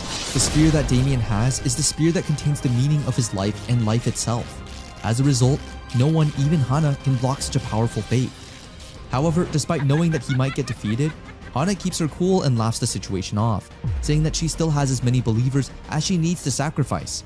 But as she looks at her minions, she finds them crying and standing still. In the end, people have now seen the faith of goodwill, and they have come to realize how disgusting their faith is. However, Hana hasn't given up yet, as she still engages in fighting. As the spear of faith first passed through her, she instinctively knew that once she grabbed that spear piercing through her, this spear that had been burrowing inside her was washing away her fears. As her fears from her life started to flash, she started crying herself. At this rate, the source of her power, rage, sorrow, and fear would disappear. Hana now can't stop crying as she states that Damien shouldn't pretend to understand her. She then blames him for not saving her when she needed it the most. Hana still believes that she can make everyone believe in her again, rushing towards Damien in hopes that after she kills him, everything will go back to how it was. However, Hana didn't expect what would happen next. Damien opens his arms as he sacrifices himself in order to console her. As the spear pierced Damien's insides, both of them entered the gates of gods, with Damien still holding onto the lost spirit of Hana. Meanwhile, in Silicon Valley, a Reformation warrior, Marie Stevenson, is seen trying to order the US Army to follow her plan. She tells them to redirect all forces from the western area to the eastern area. All the generals seem a bit confused with Stevenson's plan. Since the Republic of Korea's hero of Reformation is currently approaching the western coast, the generals can't seem to understand why Stevenson is allowing him to enter without even stopping him. Stevenson then explains that one should not fight battles with courage alone. She even added that the hero of Reformation specializes in responding to modern weapons, and it would result in throwing away the lives of many soldiers, so that's why she is suggesting such a plan. After all, the country needs a monster to deal with a monster, and she will be that monster. The higher-ups then ask if that's the only thing they can do is arrange refugee guidance. Stevenson then states that yes, since people will be more willing to trust the warm words of everyone rather than a pile of machines like him. With that said, the higher-ups have now agreed with Stevenson's plan, and she is now on her way to kill some heroes. When she reaches Los Angeles, she sees Lee Garam trying to destroy the whole city. Garam is shocked at the fact that a robot like him exists, but after analysis, it seems like Stevenson's technologies are vastly superior to considered modern technology. At this point, Garam has now realized that Stevenson might be the predecessor of him that everyone is talking about. Stevenson then tells Garam that she is aware of the casualties that she has done. She tells him that she should repent while it is still early and just use her technology to help save billions of people in the world. However, it seems like Garam's mind was bewildered by Stevenson's ignorant suggestion. She states that an opportunity can only be given to the weak by the strong, and that Stevenson's reformation was done with technology 100 years ago, so there is no way she's far stronger than him now. With that said, Garam can't wait to destroy Stevenson, so she initiates the fight immediately. As she drops his bombs, she never expected that Stevenson would be able to block her attack without any scratches. As she looks closely at the barrier, it looks like a form of defense barrier, but that kind of technology does not exist in this world. Stevenson then states that in the 100 years since she returned back to the world, she didn't just play around during those times. The technology you have learned and obtained in the other world was used as the foundation of new technologies of different directions. It was developed alongside the humans that got onto tests. Stevenson is so futuristic that she even prepared these innovations to stop a disaster known as the hero that will appear 100 years later. This weapon is a city-type massive weapon for a decisive battle here, called the Silicon Valley. The 100 years that humanity has prepared solely for the sake of future generations. 100 years that were prepared by the talents and sacrifices of many humans. So Stevenson tells Garam to pay her respects as she faces this massive masterpiece. But just like before, we first dive into some backstory before we jump into the exciting part. Manhattan Project, that's what they call it. It was the research and development project for nuclear weapons led by the US during the Second World War. Once the operation ended, she got through the participants known as the brains of the West once again. As doctors and scientists were able to end the World War in their hands, together with the Reformation hero, Miss Mary at that time, aka Stevenson, thought of a plan to prepare against the hero that would arrive in the 21st century. This made everyone confused as to why she would think that the next generation of heroes would take the sides of evil like their generation. As they ask for concrete evidence, Mary states that she has none, but they must pray that the weapon they will make together will never have to be revealed to the world. That's how the Silicon Valley project came to be after the Manhattan Project was executed. With that said, the scientists, doctors, engineers, and Mary started to work hand in hand to make the project come to life. Now back in the present, as the United States Central Command informed Stevenson that the evacuation of the area within a 100-kilometer radius of LA has now been completed, she will execute the next plan. A long chain then grabs her to synchronize with what seems to be a gigantic machine. With their command, Silicon Valley will now initiate combat. She first sends off missiles towards Garam. Garam, on the other hand, is excited about how a 100-year-long project will fight against a modern innovation like her. As their fight continues, Stevenson aims not to give Garam any opening since it will be the end of them. She tries to make sure that she makes the right attacks at the right moments, and somehow it does work. This left an impression on Garam. Not bad for a 100-year-old investment, he says. As Garam analyzes the situation, she discovers that the win rate for all-out war is approximately 30%. As he calculated the win rate for a frontal assault, he found out that it was around 59%. With that said, there's no other way to win but to change mode. Garam then decompresses 30%, letting himself change.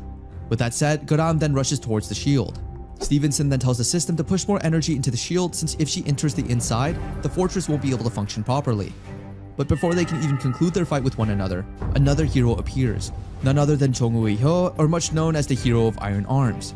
With Uiho's help, the shield is now slowly getting destroyed, and this scared the hell out of Stevenson. Stevenson tries to order the system to put more power into it, but it seems like the drones will now explode if they overcharge.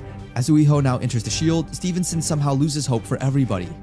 On the other hand, Garam is seen enjoying how is supposed to be a 100-year-old monster killing machine got defeated all because of the creators associating herself with incompetent beings like humans. In the year 1908, in England, London, at a Chelsea textile factory, Mary and Stevenson first met. Mary was working as a machine fixer with below minimum pay. Since she pays for most of their bills and siblings and is considerably smart, Mr. Stevenson decided to ask Mary to join his shop in London. Using that incident as a chance, Mary began to research together with him in Stevenson's workshop. But a disaster happened that marked great trauma for Mary. Mr. Stevenson ended up dying in a fire, which was so heartbreaking for Mary. Mr. Stevenson then states on his last breaths that great scientists are said to label their names to achievements worthy of it until their death. That's why he wants Mary to be his achievement. All he asks is for Mary to take on his name. On that day, Mary replaced her family name. Since then, she has been named Mary Stevenson. She learned how humans leave their traces behind. She would labor in the factory during the daytime, and she would continue Stevenson's research at nighttime. She chased after the trace until she died of overwork. When she returned, she left achievements worthy of being scribed on history alongside geniuses that she could call comrades. Now, she is watching those traces become burnt to the ground as iron arms destroyed everything. The clear traces of fellow researchers were disappearing. Those achievements that proved someone like her, with skin made out of steel and veins made out of electric wires, to be the same human as her comrades, were beginning to collapse.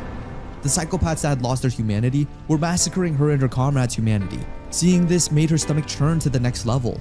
Her anger starts to flood in at the thoughts of these bastards trying to eliminate everything that the civilization has done. That's why she aims to stop them no matter what, even if they die.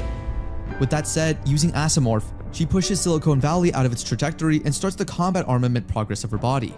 After the combat armament has been approved, it will now switch to autopilot. With a little tweak here and there, the noble battle to protect humanity is now about to continue. In the world of Reformation, one must give up their humanity in order to survive. The first Reformation started with the fingers. Next are the arms to increase firepower, then the legs to increase stability. The organs are also taken out to increase the output. In order to return to their original world, to the people who await them, and to continue their lives, ironically, the chosen heroes of Reformation must give up their humanity for humanity. To become a human and return to the crowd of humans, heroes of Reformation must give up on becoming humans. But when they return back to the world of humanity, people only see them as weapons, a monster, and someone to be afraid of. But despite all this, Stevenson will not throw away her humanity and will still fight for peace. She starts off by elevating the fortress, which makes Iron Arm's effectiveness reduced. With that said, Garam will now be the main target. As they both rushed towards each other, it would now be a fight between two monster machines of the past and the present, of the old and the new. As the fight intensifies, when Garam thinks that everything will now be under her arms, Stevenson ends up telling another plan she has up her sleeves. It is said that humans are composed of flesh, blood, and bones. But ironically, the beings concerned with the battle that determines the life and death of those monsters were equipped with solid steel armor instead of soft flesh. Oil and electricity flowed in their veins instead of blood, and steel frames instead of bones. That said, with all her might, Stevenson tries to defeat Garam using her skills and new innovations. She even used her photo laser sequence to make Garam's life harder. As the laser pierced through Garam's iron body, she started to question her predecessor. Why would someone like her side with the humans? Garam knows that at some point in Stevenson's life before, she was rejected and called a monster, so she wonders why she would still work and fight for humans who turned their back on her. Garam tells her how much she hates her for not changing the world years ago, stating that she could have become the god of a new world and raised the heroes to a status of respect, but instead she hides from everyone, only trying to build new things in preparation for defeating the next evil hero.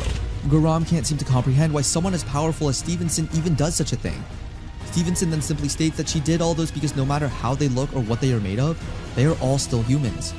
She sees herself as no god, and she doesn't want to be one anyway. She didn't also want to become a monster, a weapon, a hero, or a machine. All she wanted was to live like a human as she used to. She has longed to live as a human. Of course, there's no doubt she would receive rejection, since there are people that would be terrified by a body made out of steel. That's why this suffering and agony of identities only belong to her. However, just because she was selected as a hero during the violent times, it doesn't mean that she has become a victim. You must earn that record to understand her, she explained, since understanding cannot be coerced. In the end, after all the things she has been through the years, all the people and comrades she is able to meet, all she wants is to die as a human. For her, the other heroes may scream about their hatred of humans and continue to kill them, but in the end, they still long for humans more than anyone else. Hearing the word longing made Garam remember some good things, but it seems like the hatred inside her has flooded her whole being. She thinks that all the good things in her life were taken from her, therefore she needs to be compensated. For Garam, there's not a single trace left of her humanity. Since her loved ones have called her a monster, she's simply doing them a favor by actually living up to the name. Meanwhile, one of Stevenson's robots, Asimorph, states that he doesn't seem to understand a human wanting to be a human. They are killing other humans in order to assert their humanity. They are burning down the world in order to belong to our world. And it's not just the heroes. Many humans on Earth ignore the humanity of others in order to assert their own. They are busy burning down homes, waging war, yelling loudly, and repeating each other. Isomorph started to have doubts about this being known as humans. He doesn't understand why Stevenson would fight for the sake of incomplete beings inferior to herself. But in order to save the twisted world, the eyes of Stevenson fighting against those twisted enemies shines brighter than ever. Stevenson then explains that the reason he is not able to understand her is proof that she is no longer a cold machine. As they continue to fight, Stevenson then thinks of the pioneers and scholars who consider their lives as fuel for the hope that only they can achieve and continue their research. However, Stevenson could achieve those without incinerating her life. That's why she made it her lifelong mission to choose to die as a human, for Garam and her past self. She realized that after looking at Garam's true form, she is technically facing her past self. That's why she'll make this event her last chance to make herself into a human. Stevenson then leaves her pod and rushes toward Garam. As she gets closer, she tells Asomorph that on that day, she will indeed die as a human. A human who dies while leaving the job for the next generation. A human who can comfort and wipe the tears of others. With that said, as she was only a meter away from Garam, she pierced a device into Garam's chest.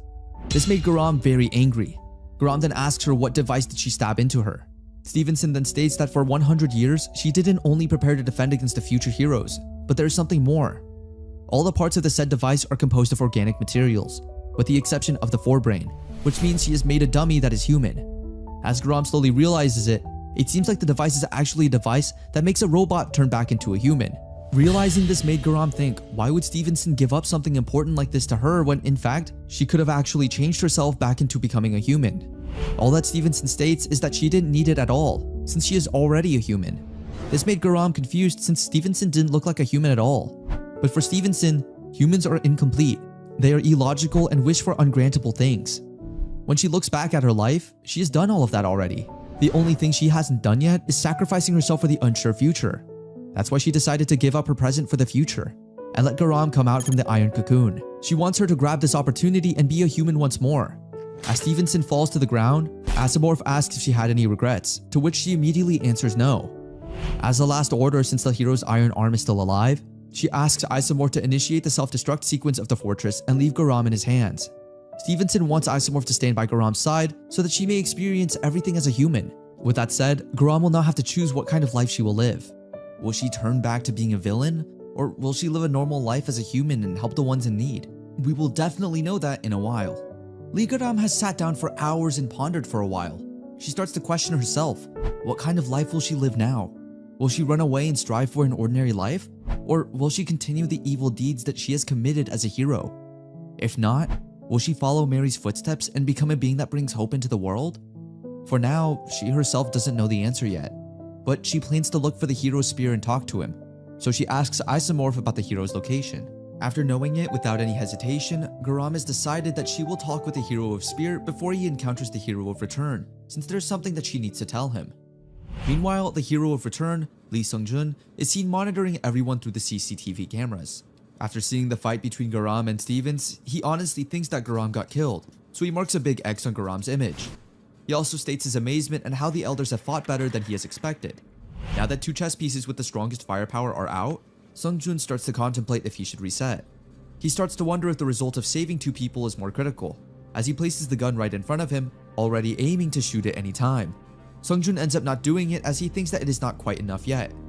For him, it would be rude to reset the surprising situation of Minsu's comrade appearing without watching the conclusion. Now, Sung-jun cheers for Minsu to show him how strong he is. It seems like Sung-jun is really obsessed with seeing how Minsu would go. With an eerie look on his face, Sung-jun states that the reason behind the difference between some sort of childish story of opening status windows and theirs is not some inevitable unfair display of power, but a miracle that happens by chance. With that said, let's now get back to Minsu and Yvonne's fight. After Yvonne finally restrained Minsu inside his frozen capsule, Minsu's comrades arrived. Yvonne then starts to wonder what type of method Minsu used to call his comrades from the other world. Did he even call them in the first place, or did they come voluntarily? But one thing is for sure, these guys are here to save the ball from a disaster, Minsu. With that said, before anything gets out of control and Minsu creates yet another havoc, Yvonne will make sure to end it once and for all. As he aims to pierce his icy weapon, Minsu's comrades stop him by piercing a metal arrow through his hand. This resulted in Yvonne losing his balance and falling. As he looks at Minsu's comrades, he knows that he will have a hard time fighting them all. On the other hand, it didn't take long for the hero's companions to hastily judge the situation. The hero is frozen, and the old man is trying to end his life. That said, there's no doubt that they will engage in combat anytime soon. Yvonne tries to tell him that this is all a misunderstanding, but as they look at the city frozen in ice, with their kind hero being frozen to his death and the old man with an urgent look, it is definitely not the looks of a misunderstanding for them. Yvonne tries to tell them that Minsu is not the hero that they are thinking of anymore, but it seems like the conclusion has been made. Minsu's comrades see Yvonne as the old man that is trying to destroy the world that the hero is trying to protect. That's why they will do everything to save their hero. They then reason that this is their only way to pay back Minsu for all his sacrifices in their world. With that said, all 5 of Minsu's comrades from the past are now charging in to help their now evil savior. In a flashback, a magic that shares the target's change in lifespan was granted to Minsu by one of his comrades. She hoped that Minsu will be able to enjoy his life back in his original world, and when he reaches the end of his last moment, she promises that they will meet again. Now, back to the present, Minsu's old comrades are risking their lives for their fallen hero. They work hand in hand to make sure that Minsu will be saved no matter what. However, it seems like their rescue mission wouldn't be that easy. After analyzing the mana, they found out that Yvonne's ice was no ordinary ice, since they were made of sealing magic circles that were closer to a demon seal formation. Although they know that they don't have the mana to use on a large-scale skill like Undead Frost, they will still try their best despite everything. After fighting continuously, they were finally able to shut Yvonne down, who is now bleeding in pain. However, before things even got worse for Yvonne, the goddess of glaciation, the Snow Witch, has arrived. The Snow Witch patted Yvonne's forehead, whom she refers to as her final hero, while stating that the competence he showed back in his prime days has now died, and he is only left with just an old body. But Yvonne couldn't seem to not think of the statement that the Snow Witch had stated earlier about him being her final hero. The Snow Witch then explains that the current hero of glaciation has lost to the Demon King. This means in her world, everyone was entirely unrelated except for Yvonne. Hearing this made Yvonne realize the reason why the Snow Witch, which she refers to as a whimsical lass, has decided to come to him. It seems like since the Snow Witch doesn't have a world she is interested in, that is why she just decided to watch Yvonne die. Instead of agreeing with Yvonne's statement, the Snow Witch asks him if he wants to kill the enemy before his eyes. Hearing this made Yvonne ask the Snow Witch for help. He simply wants her to grant him power, a power to protect his world. But before granting him anything, the Snow Witch first asks him what he can give in return. Yvonne immediately states that he can give everything that he has, including his life, soul, and anything she wants. As long as his world can be safe, as long as he can stop the disaster, as long as he can stop the war, Yvonne doesn't care whatever it may cost. But since Yvonne's life is about to end, and the Snow Witch doesn't know how to take away his soul, all that she can ask for right now is his memory. She wants his magnificent epic and to see what life Yvonne has been through. Since Yvonne didn't want to become a hero to begin with, and the only purpose he has for his existence is to save the world and maintain peace, he doesn't care much about such memories if they will mean the peace of the world. Hearing these heartwarming words made the Snow Witch cry, but she already expected such statements from a grand hero like Yvonne. His speech so moved her that she ended up deciding that what life Yvonne had before wasn't important anymore. As a result, she will now allow herself to become a tool that Yvonne will use to carry out the duties at the end of the war. As she kisses his forehead, the surrounding immediately changes in a snap. Yvonne's comrades start to get a weird feeling as the Snow Witch vanishes. They've all now started to wonder who the said girl is. When one of them realizes that the girl might have helped the old man to recover, 2 of them rush towards where the old man is. When they got there, they were shocked to discover that the girl had made the old man into an undead. Yvonne is now a monster that's beyond the realms of logic. He is now something that has surpassed the Demon King of Swords. Realizing that they wouldn't be able to defeat such a gigantic and powerful monster on their own without Minsu's help, one of them rushes back to the others to inform them about the incident and make sure that Minsu is recovering. While the other one is left to defend everyone, the one that was left to defend uses the 8 trigrams, which is considered to be the strongest illusion barrier that increases the speed, power, and chain rate of the scale by 8-folds, and decreases the stamina exhaustion and mana use by 8-folds as well. Although the execution of the illusion is quite strong, as long as he doesn't move a single inch, it's definitely doable. The man who is in defense right now is named Jin. In a short flashback before he joined the hero's party as their frontline combat member, Fighter Jin was a person who was well known in the world early on. He is a blessed mixed blood that was born between his father, the Mad King of the Beastman, and his mother, the Fighting Empress. He was only 3 years old when he was initiated into the martial arts organization, Ominous Cloud Sect, that not even the hero's faction or the Demon King's faction dared to touch. A few years later, when he turned 9, he was able to defeat his master's disciple and future sect leader Gom Kobi. At 14, he then claimed the head of the Demon King's 13th seat commander who had come to demand an offering from a town. When he was 17, he had won a sparring match against 127 disciples as the youngest sect leader. As he grew older, he started to get tougher and stronger, and eventually, anyone who was put against him gets defeated immediately, making him bored. It came to a point where people started to refer to him as the man that no one wanted to spar against because he was too powerful, the man whom the Demon King's faction sent envoys to recruit him. His true pursuit of great power all started when Jin met Minsu. On their first meeting, Jin already knew that Minsu was that powerful type, but he never expected to be defeated by a stranger. For the first time in his life, he wasn't the strongest. That's why Jin had grown fond and amazed at Minsu. With that said, it became a reason for him to join the hero's faction and become a companion of Minsu. But the clue behind the power of Minsu was never shown throughout the whole journey. However, there is one thing that Jin is able to realize, and that is Minsu is the hero who becomes stronger with each passing day, and he was just a mere comrade stepping behind Minsu's shadows. He became frustrated as he became an Achilles chasing after a tortoise, but now he's begun to understand what true power is. With this fight against Yvonne, he will do his best for his vision, comrades, and goal of catching up to Minsu. Jin thought that by dedicating his life to protecting others just like Minsu did in their world, he would be able to achieve victory, but he ended up running towards his defeat and death. As Yvonne's sharp ice dagger pierces through his body, splashes of blood are seen everywhere. But the only hope they have, which is Minsu, is still in need of protection as he still has 18 more minutes until his liberation. In a flashback, it is seen that not all of Minsu's comrades believe in him at the beginning as he is frail and weak and doesn't have the qualities of a strong warrior. Some of them even thought of leaving the party once and for all. However, it seems like the only one that had really stayed by Minsu's side since the beginning was the dwarf warrior. He was so moved by Minsu's statements, which state that even though the world was a strange place to him, Minsu was willing to do everything to protect the people. That's why since that day, they have all stayed by his side no matter what happens. Today is the day that Minsu is in need of their help. They will make sure to try their best and work hand in hand in protecting the said hero. As Yvonne is about to attack them and kill Minsu once and for all, they all go into their respective places and defend Minsu no matter what. The dwarf made this gigantic wall to conceal the recovering hero. However, it seems like no matter what they do, Yvonne will always find a way and fulfill his duties as a peacekeeper. As a result, he is still able to destroy the tall defense wall the dwarf did. As he locks his eyes on Minsu, still frozen inside the ice, Yvonne states that this will be the hero of the sword's end. As Yvonne gets closer and closer using her protection magic, one of Minsu's comrades tries to protect him no matter what. But as a turn of events, it seemed like this comrade actually hated Minsu before he even came to their world, because he had to act out the role of a priestess for the hero. While she was still young, she was taken away from her parents and left to live alone, all for the sake of the so-called hero. Her life, purity, and soul will have to be protected for the hero that will save their world. She started to question herself before why something as important as this would be given to her, as she is just a child who is satisfied with an ordinary life. But instead of answering her question calmly, the bishop hit her with a staff. The bishop then states that this is a job that risks hundreds of millions of lives in their world, so she should not talk lightly about the matter. She does have a choice to back down the offer, but as a consequence, she will have to be killed.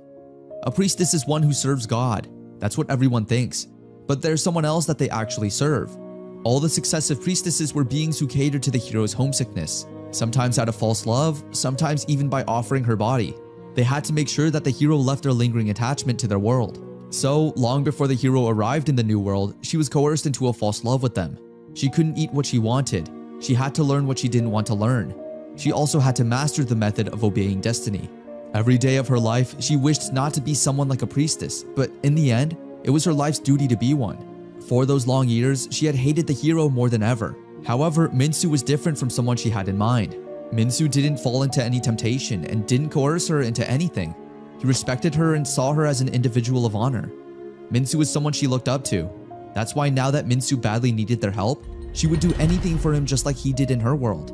Therefore, no matter what happened to her, she'll make sure to save Minsu no matter what.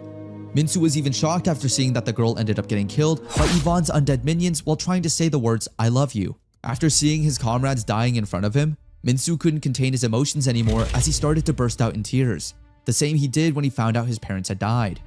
He then starts to think that he had a terrible nightmare.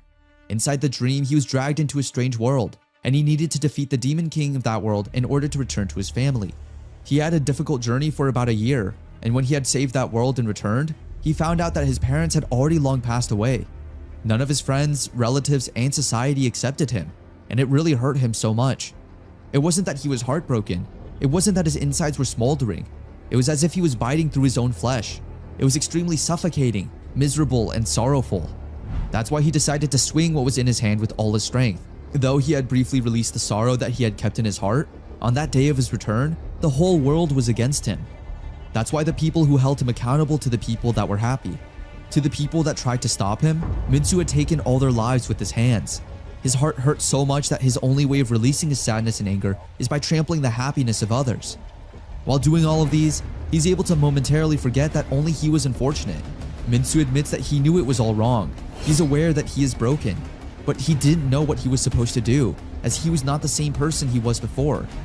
He didn't understand why such a thing happened to him, knowing all he ever wanted was to be happy. He just wished that someone could have understood his sorrows, but in that nightmare of his, he had turned into a complete monster. That's why seeing his comrades dying right in front of his eyes made him even sadder. Yvonne, on the other hand, stated to him that he should bear the weight of the deeds he has done. And now, as if it had held his actions accountable, the people that tried to save him were the people he had tried to protect. His last comrades that have remembered him as someone ordinary has all now died, all because of him. Minsu can't somehow believe that such a thing could have ever happened to him, so he starts thinking of it as a nightmare. For him, it can't be possible for one person to bear this many misfortunes, right? But even Minsu couldn't answer the question himself. Yvonne then states that it must have really hurt seeing his loved ones die in front of him. The feeling of losing someone so valuable to you is something so unbearable to many, and even for a so-called heartless hero like Minsu, such a thing is as painful as it can be. Minsu shouts for an answer as he hopes that everything is just a nightmare, and by the next day he'll be back to normal, living a blissful life. But it seems like he already knew the answer, that such a thing wouldn't be possible. Yvonne then offers to kill him if he wants to make the pain go away. As his sorrow is now beyond imagination, there is only one thing that Minsu is asking for, and it is for him to be saved from this never-ending misfortune and agony. Meanwhile, somewhere in the city, the hero of return is seen preparing some corns to pop, as he is about to witness a show he has been anticipating. On the other hand, back to the battlefield, Yvonne couldn't believe that even when Minsu was on the verge of his death, he was still able to maintain his composure. Minsu has now lost everything, from his family, friends, and now his comrades from the other world. He somehow looks like he's lost his mind as he mutters things by himself. That's why, as Yvonne saw that the ball of evil is at its weakest point, he immediately thought of taking advantage of the situation. While Minsu is currently in this pitiful state, Yvonne aims to end him discreetly with this last strike. Using his eyes familiar human bone spear, Yvonne plans to end all of this chaos once and for all. As it landed, it transformed into a group of walking cannibal bones. These said bones start to bite Minsu's flesh from every angle, but he couldn't care less about it as he already expected it from such a miserable world. At this point, Minsu couldn't think of anyone other than him who he could refer to as miserable. That's why, to release his sorrow and anger, Minsu has decided to use violence once again. If he is miserable, he will also make sure that everyone else is as well. Considering he is already alone, why not kill everyone already? After all, he couldn't get any sadder from this point forward, and doing such a thing doesn't change anything, as there's nothing left for him to worry about. That's why killing everyone and making them disappear wouldn't be as painful for someone who is already alone. As a result, in this world of the void, where there is no hero nor a demon king, for the first time in history, a demon king was born, and it's none other than the fallen hero, Minsu. As Minsu calls for a sword, he's now decided to be just like the ones he was fighting against before. Minsu is born again, not as a hero but as a demon king whom everyone should fear. He has now become stronger than ever, as his powers are now powered by extreme rage and evil. Even Yvonne couldn't believe that Minsu was able to acquire such power in an instant. The once hero who has followed the rule of the world has now given up his title and decided to become a monster that everyone should fear. At this point, Minsu is a greater disaster than ever. This isn't a realm of war anymore but an apocalypse. Knowing that only bad things will happen from now on, Yvonne tries to stop Minsu with all his might. However, when he thinks that he'll definitely win the fight, Minsu is able to kill him with just a flick of a finger. No one expected Yvonne would die in such a way, but it seems like Minsu has really evolved into something new and powerful. On the other hand, the hero of return gets very emotional as he sees Minsu transforming into a demon king, as he has always wanted. Now it's only a matter of time before we know what's next for Minsu in the world. The hero of glaciation has now officially died, which simply means that there aren't any old generations left. The Russian headquarters were also informed of the sad news and are now planning to prepare themselves for the coming catastrophic events. Now, the government is keeping its eyes on Minsu, who is now advancing in a straight line. Though his movements had gotten impeded due to the snow, it is estimated that it will soon reach the Chinese borders.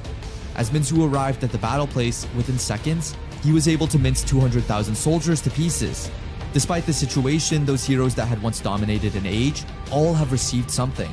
Faith was sealed together with despair that made allies into enemies. Hope was able to neutralize the weapon of mass destruction that would have led to the loss of many lives.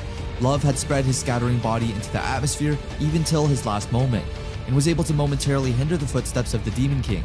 No, the only ones left are the Demon King, a broken clock, and the two heroes. The hero of return is seen crying his eyes out as he becomes emotional with how Minsu has ended up becoming.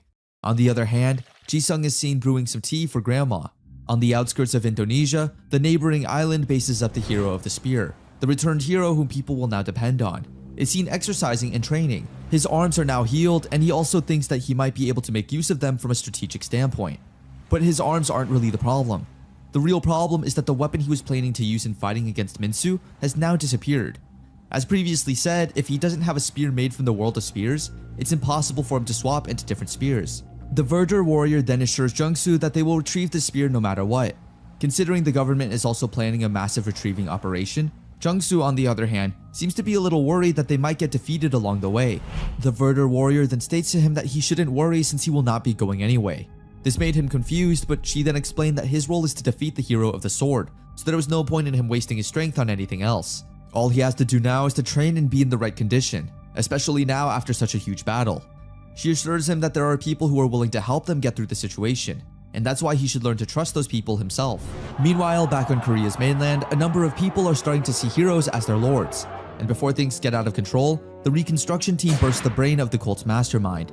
With that being said, the relic retrieval mission is also about to start. 5 hours ago, at the Reconstruction Government Central Office, everyone was preparing themselves for the important mission. Of course, a mission wouldn't be a mission if it wasn't planned thoroughly. So before even jumping right into the fight, the whole organization decided to have a meeting. The meeting was led by the new head, named An Yeji. After the brief introduction, they immediately went into the proper meeting. As everyone knew, while the terrorists had overthrown South Korea, several battles happened. Among those, there were heroes that fought along the government side. The key point of this mission is to focus on retrieving the armaments of those heroes, including the spear that was forgotten and left behind when the hero of the revolt had escaped. Now the problem is that these armaments are being secured by the hero's faction, and the two heroes that currently remain in South Korea. That's why 5 hours from now, they will exhaust their entire remaining forces to retrieve the majority of these relics. In words alone, it would be an execution, but if they're going to die, they might as well die for the future. Now, they are planning to have at most 100 agents and armed forces with less than 1,000 to join the operation. It seems like the head has noticed that the soldiers have been stirred up due to the situation. The soldiers then explain that they are not, since from the start, they already knew that they will eventually die. But they start to question if they were to die and the relics were obtained, what would happen next? Would it be possible to wipe out the remaining heroes by just using these said relics? The head then tells everyone that the hero of the revolt will be the one responsible for fighting the heroes. All that the people need to do is believe in him no matter what. After all, the government doesn't have any other cards aside from him. So as much as possible, they will try everything to ensure that the hero will be ready for the big battle that's about to happen. Fast forward, despite the resistance from the hero faction, everyone is now trying their best to retrieve as many relics as possible. Some were at Gangnam, digging up some piles of debris, while others were at different locations. With that said, the relic retrieval mission that was triggered simultaneously has now happened quietly and discreetly. With all the digging and searching, one team was able to find the holy spear of the hero of the revolt. With that said, the mission seemed to be ending on a successful note, with the sacrifice of about 500. However, although some locations were safe to raid, in the province of Changwon, the military's operations were halted when one of the heroes appeared. The soldiers assigned in the said area were killed in an instant. Now the operation is about to turn sideways. About 15 minutes after the launch of the mission, the retaliation of those that claim to be the new owners of this land has begun. It seems like the people who are believers of the heroes have been given a sense of immortality. The faction leader who was shot in the head earlier turns out to be receiving the blood of the hero of vampirism. As a result, he is someone whom we can call immortal. It seems like the faction already predicted the whole mission, but the head doesn't get why the hero of swords doesn't make a move yet. One of the soldiers then states that the hero might still be on his way. So for now, the only thing they could do is clean up the rest then, for that is the proper obligation of those that have received salvation. On the other hand, the government reconstruction organization has already received good news about not being able to retrieve the shield. As a result, they decided to get out of the place immediately. The head also orders her team to make sure that the relics they were retrieved are delivered to the organization headquarters immediately, since it seems like the looks of constant incoming enforcement have restored the hero's faction's command system. At this point, the only weapon that they need to ensure securing is the spear, since if they lose all of them, then the existence of the Reconstruction government and the resistance forces might be lost as well. They kept losing all this time, and that's why no matter what, they must ensure that they at least fulfilled the main goal of their mission, which was to get the hero of the revolt's weapon. They can't afford to turn back and run away again, since this will be their turning point as an organization. As a result, the head decided to ask for reinforcement from the citizens of the militia, which marks this event as the beginning of the all-out war. Tens of millions of citizens, soldiers filled with a sense of duty, even the country's infrastructure, including the lives of those careless heroes, everyone was robbed of things for the sake of the future. That's why today, the organization aims to seize it from those hero bastards. They must secure each weapon at all costs. With that said, another operation called Living Corpse will now begin. The government of the Republic of Korea had the capability to stop the rampaging of the hero, whether by policy or environment. But it was not those far-fetched solutions. Korea was truly able to stop the rampaging of the hero by using another hero. After the Gangso district's destruction incident, the hero of sorcery appeared to stop him. With this appearance, the true nature of the hero was confirmed to be the teenagers that had gone missing within the past year. Among the teenagers that returned after being missing, they were all able to successfully identify the presumed heroes. The majority of the heroes that were found did not want their world to be destroyed. That's why they ended up deciding to go against the rampaging heroes, whether they were actively or passively supporting them. The problem was with the government that used this human resource. They did not deploy the heroes into the battlefield all at once. They ended up deploying the heroes one by one as if this was a coliseum. Some officials were angry at the thought of sending young teenagers into the field to fight all alone, knowing that they would die in the end. But no one can really do much about it, considering this was the plan proposed by the higher-ups to manage the risk. It seems like the higher-ups want to reduce not only the rampaging ones, but also the potential bombs known as heroes in the country. Many surprisingly agree with this plan, considering no one really knows if these cooperating kids won't go berserk a few years later. That's why by sending them off individually, the government can also remove one risk after another. As depressing as it may sound, this was the main goal of the hero deployment mission, which is also called the Coliseum. No one really cares if anyone approves or not, since this is something for the future. But the organization leader can't somehow find the justice of doing such a thing to young kids. The story after that is obvious. The heroes chosen to be the scapegoat lost their lives one by one. Even the leader's brother who went missing turned out to be a hero that was used as a sacrifice by the government.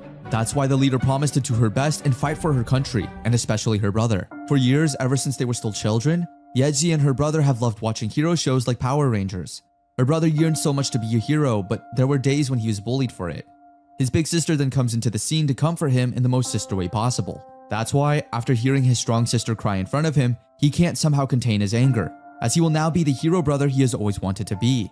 Even with third-degree burns all over his body, as well as inflammations festering above those wounds, it would really be difficult for him to distract his mind from the pain, let alone move around. However, despite this, the hero's brother would do anything for his sister.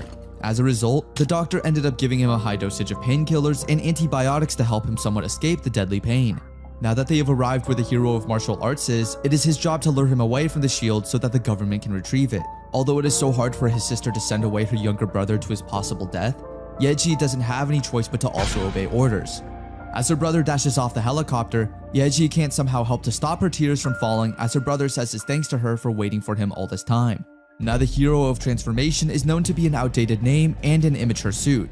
Though he did not receive any expectations, he was one of the two heroes that rivaled the hero of the sword. Although he became paralyzed, he was the only hero that fought against the hero of the sword and survived, a hero who is unable to fight. It would be natural to pay one's respect and leave him to go peacefully. The doctors did suggest to Yeji that she can put her brother on life support. However, Yeji declined the offer, stating that her brother still had a duty to fulfill. That said, because he was that powerful, he was brought out into the battlefield once more. This time, not for anyone but his big sister. With that said, as he locks his eyes on the martial arts hero, he immediately rushes forward to him and sweeps him off in a dash. Using his acceleration mode, the martial arts hero got dizzy with how fast the hero of transformation is. As they continue to fight, both heroes showed their best modes in order to defeat one another. While they are fighting, the government officials who will be responsible for retrieving the shield are in place, waiting for the right time. While they wait, Yeji is quite worried for her brother's life as he might burn himself to death with that speed. But she can't do anything about it, but just pray things will turn out well. On the other hand, now that the hero of transformation has already caught the attention of the enemy, the government is now making its way towards the shield, only to find out that the hero's faction has already laid out its defense around the shield.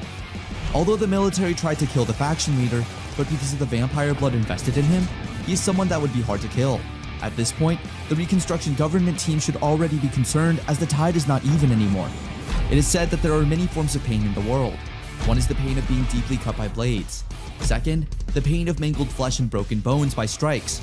Third is the pain that spreads throughout the body from the holes torn open by bullets, and the pain that rises from the escaping breath as the rope tightens.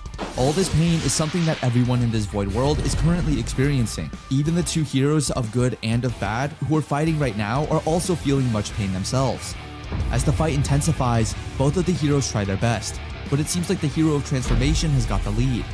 However, when he was already on the verge of winning, he experienced the worst pain anyone could ever feel, as his flesh melted and scorched, as blood evaporated and left a foul stench. The hero of transformation has now caught on fire. He's now experiencing the pain that emits as the body burns and melts away. The hero of transformation just cries in despair as the scorching pain lingers through his body. As he melts away, the martial arts hero starts to wonder if the capabilities of the hero of transformation, instant acceleration, exceeds his all, because a huge risk accompanies it. But he couldn't care much about it. As he moves closer to him, a number of government officials enter the scene to buy the hero of transformation some time. As they try to fight the martial arts hero, Yeji uses a fire extinguisher to stop her brother from burning. The hero of transformation is shocked to see his sister out on the battlefield. Yeji then explains that she wants to fight with him one last time. Although she already knows how much her brother hates her, she can't do anything since this is their mission. At least in the end, they fought together as siblings, so no matter what happened, at least they were together at the very last moment. As Yeji steps in when the martial arts hero is about to attack them, her brother then remembers something from their childhood. He reminisces about the moment his sister had taken a hit for him. She had stayed his main inspiration and will always be.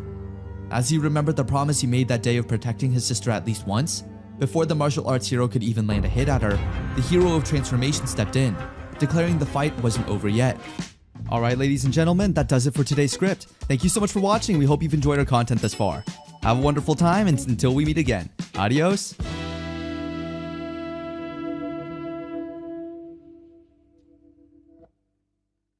Then, someone from the group cuts him off.